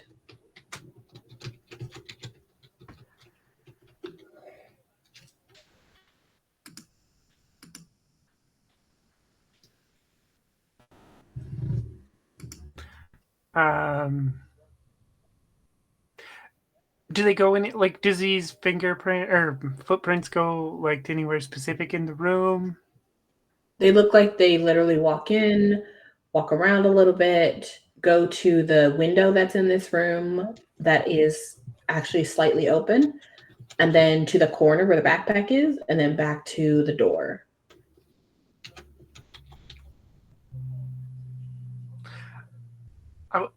Bella's gonna go like check that, like go over and like check the area, the wall, whatever's over there.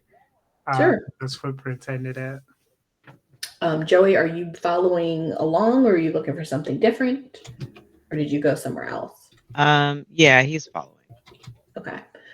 Both of you are just investigating, and eventually you make your way over to the window that seems to be half open. This is a window that, again, is half boarded. Like there's two boards up at the top, and there should be a third one, but it's not there. And then the window is slightly cracked open. And as you guys kind of look out, you do see someone.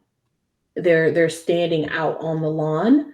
This is in this way, you guys are kind of looking at the front lawn in this window.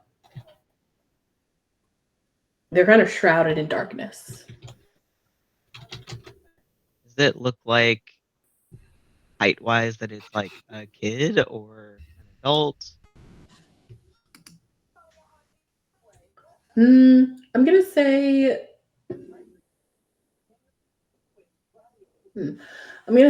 that you can make a brains roll.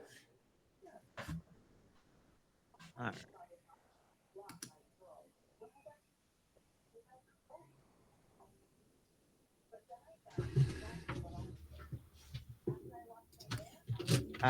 That's a What was it? 7. Okay. Mel, make a grit roll. DC 7.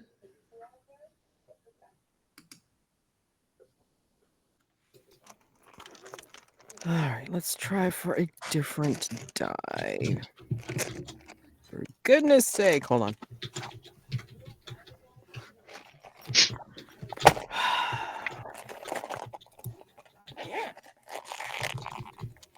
All right, try for a different die, see what happens. Oh god. Okay, so yeah, with adversity tokens, I will totally pass. Okay. Yep. So that's a pass.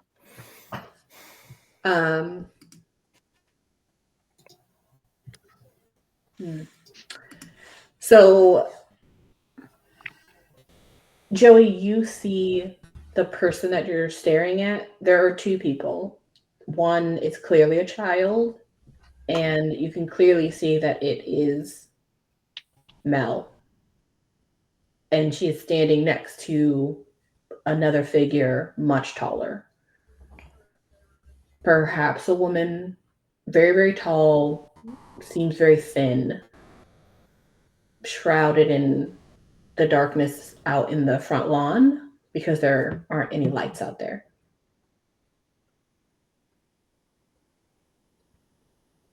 You're muted. It helps if I was already unmuted and I hit the button and then started talking because apparently, Jesus. Oof. Anyways, Mel's out in the yard with someone. Yeah, he's out in the yard with some person. We gotta go get him. Okay, yeah, let's go. Are you guys going through the makeshift hole, or are you going through the window? I think I'm going to go through the hole. Yeah, I think that was also going to go through the hole. We made the hole. Might as well use it. Exactly. Somebody roll a d4 for me and tell me the number.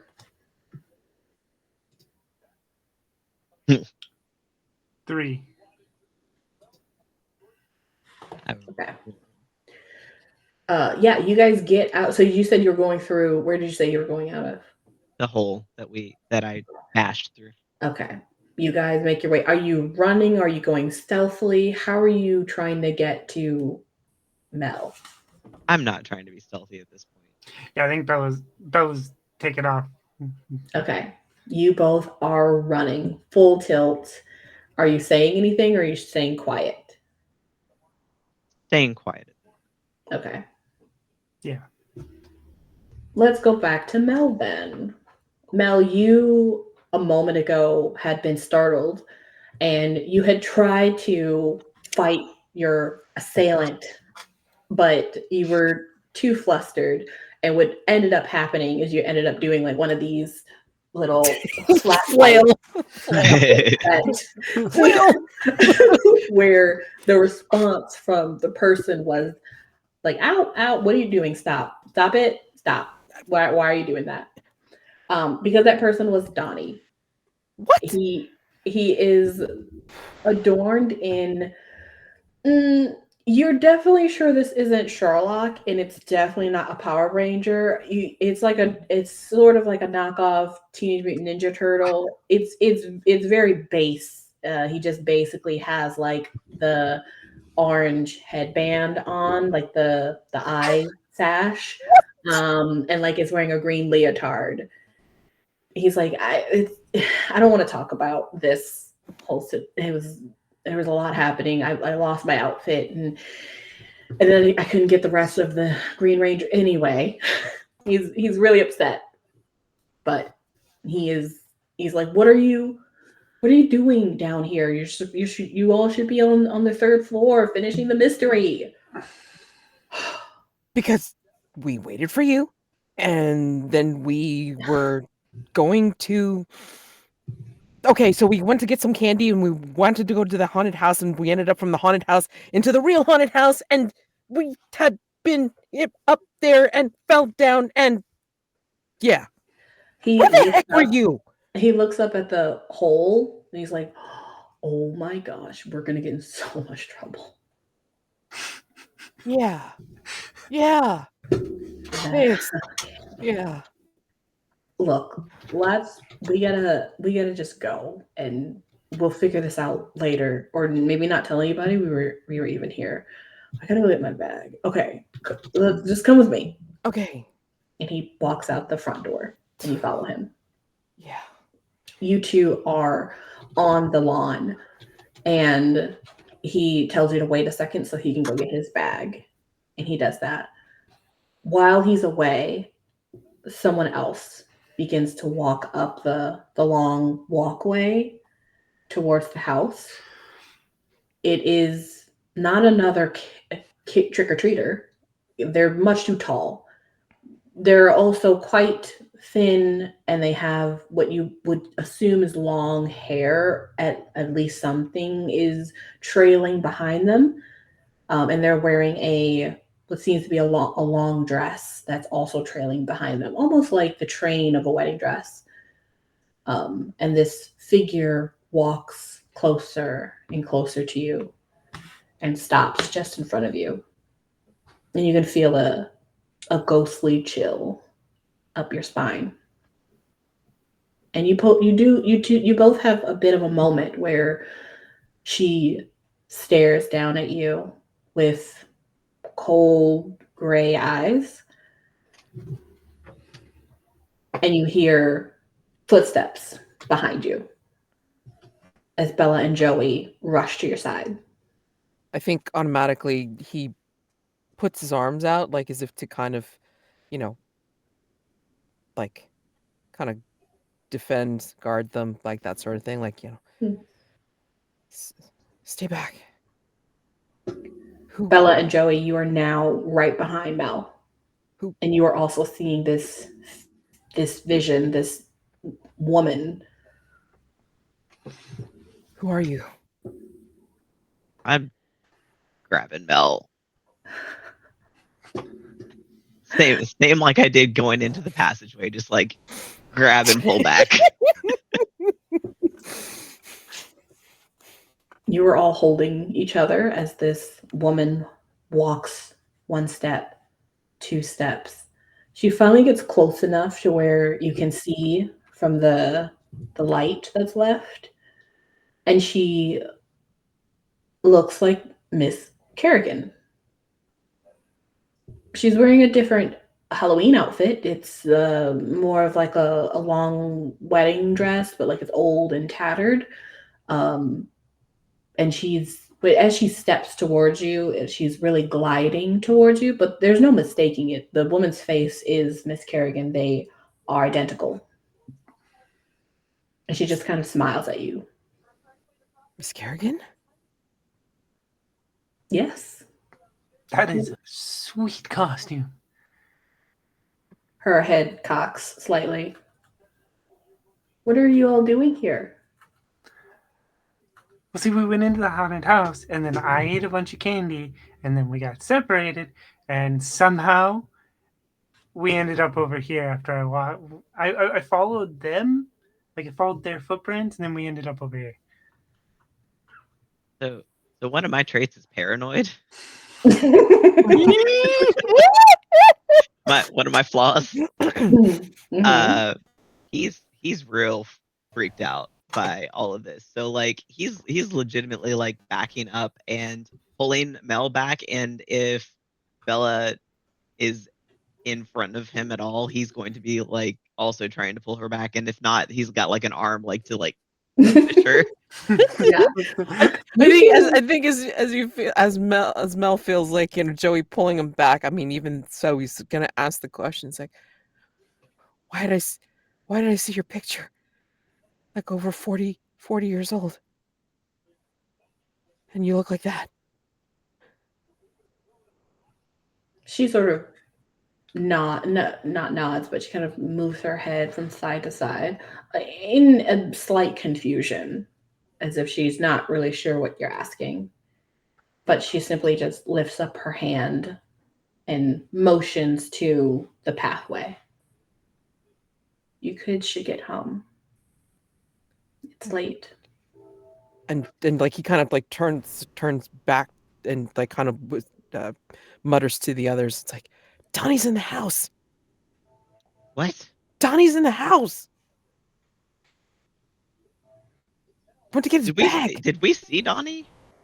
Like I'm sorry, I was trying to figure stuff out and I might have missed I'm it. gonna say no. I'm gonna say you literally are like missing each other. Like, you guys going this way around the house, she's going this way around the house. That's how it's worked. Also, did we leave Donnie's backpack or did we take it? That's a great question. Did you I leave would have it? taken it. I would have taken it. Then I think in that exact moment, as you hear Mel say, Donnie's in the house, you hear Donnie like voice calling out to Mel, who like they only think that that's the only person there, being like, I can't find my bat. And then he sees you too. What are you guys doing here? This is a complete farce. It's okay. And he starts to walk up to you all. Okay, I think we just need to start all over. You guys go back to the clubhouse. I'll put the file back on the stove. Do you not see? I mean, like, Mel's just pointing. He's not even talking. He's just pointing at the woman, at Miss Kerrigan. In between this shuffle, as you guys look from Miss Kerrigan to Donnie to Miss Kerrigan to Donnie, at some point when you look back, she is no longer there. And that's the sound that's coming out of Mel. That's fair. That's entirely fair. Where did Miss Kerrigan go? I like this. Wasn't Miss Kerrigan. Gulp. Donnie just kind of looks at all three of you. He's like, what are y'all talking about? She's right here. She was talking to us before he came out. He looks around. Maybe Donnie's right. Maybe we should go back to the clubhouse. We can talk. Yeah, let's go back. Safer there. You guys can start making your way from the little hall or the little walkway. If any of you are to look back, you see the old abandoned house as it always has been, except now there seems to be a shadow of a woman in the far, I would say, top window, kind of watching you all walk away. I think Mel's reaching for Joey's arm, and he's about to tug on Joey to see that, and then he kind of thinks better of it, and then just kind of like, yeah, never mind. Let's go eat some candy. By the time you guys get back to the little walkway, it is well past the time of trick-or-treating. Lights are off, doors are closed, haunted house, it's all closed up for the night. You guys have been out for a long time. It's like past midnight. You're probably late from when you're supposed to get home. My mom's gonna kill me. It's okay that we missed out on our candy. I still get all of this other candy. No, Don't eat that no, stuff. don't. Donnie, do you want some? I had a No. bunch of it. It's really good.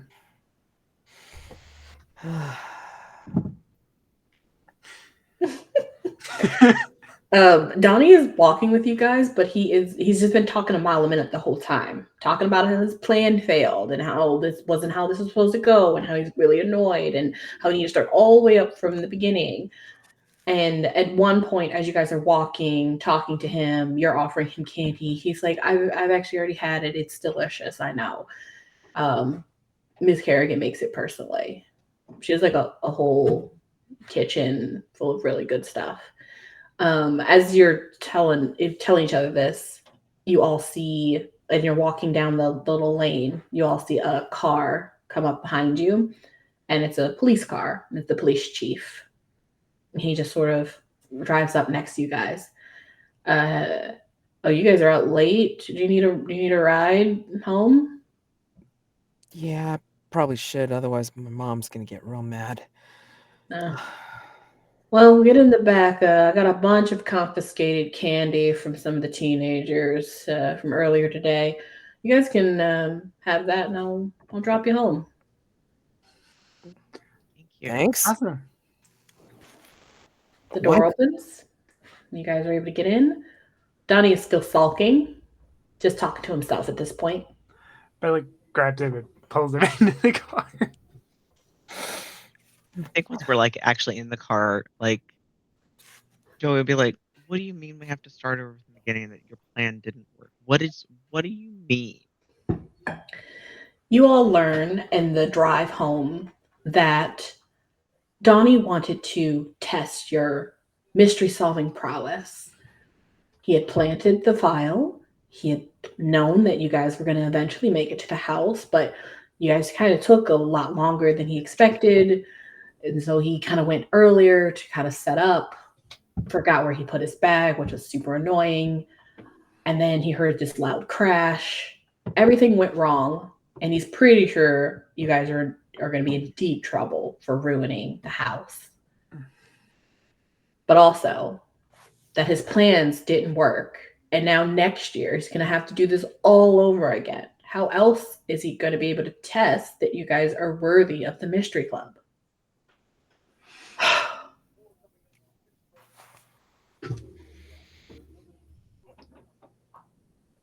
You have no idea what we went through tonight.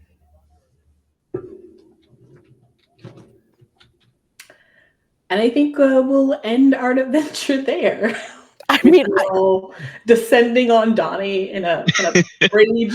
I don't know about Bella, but I think Mel and Joey just kind of like trade a look and it's like, do you think it's worth it for next year? I mean, I don't know about you, but you know.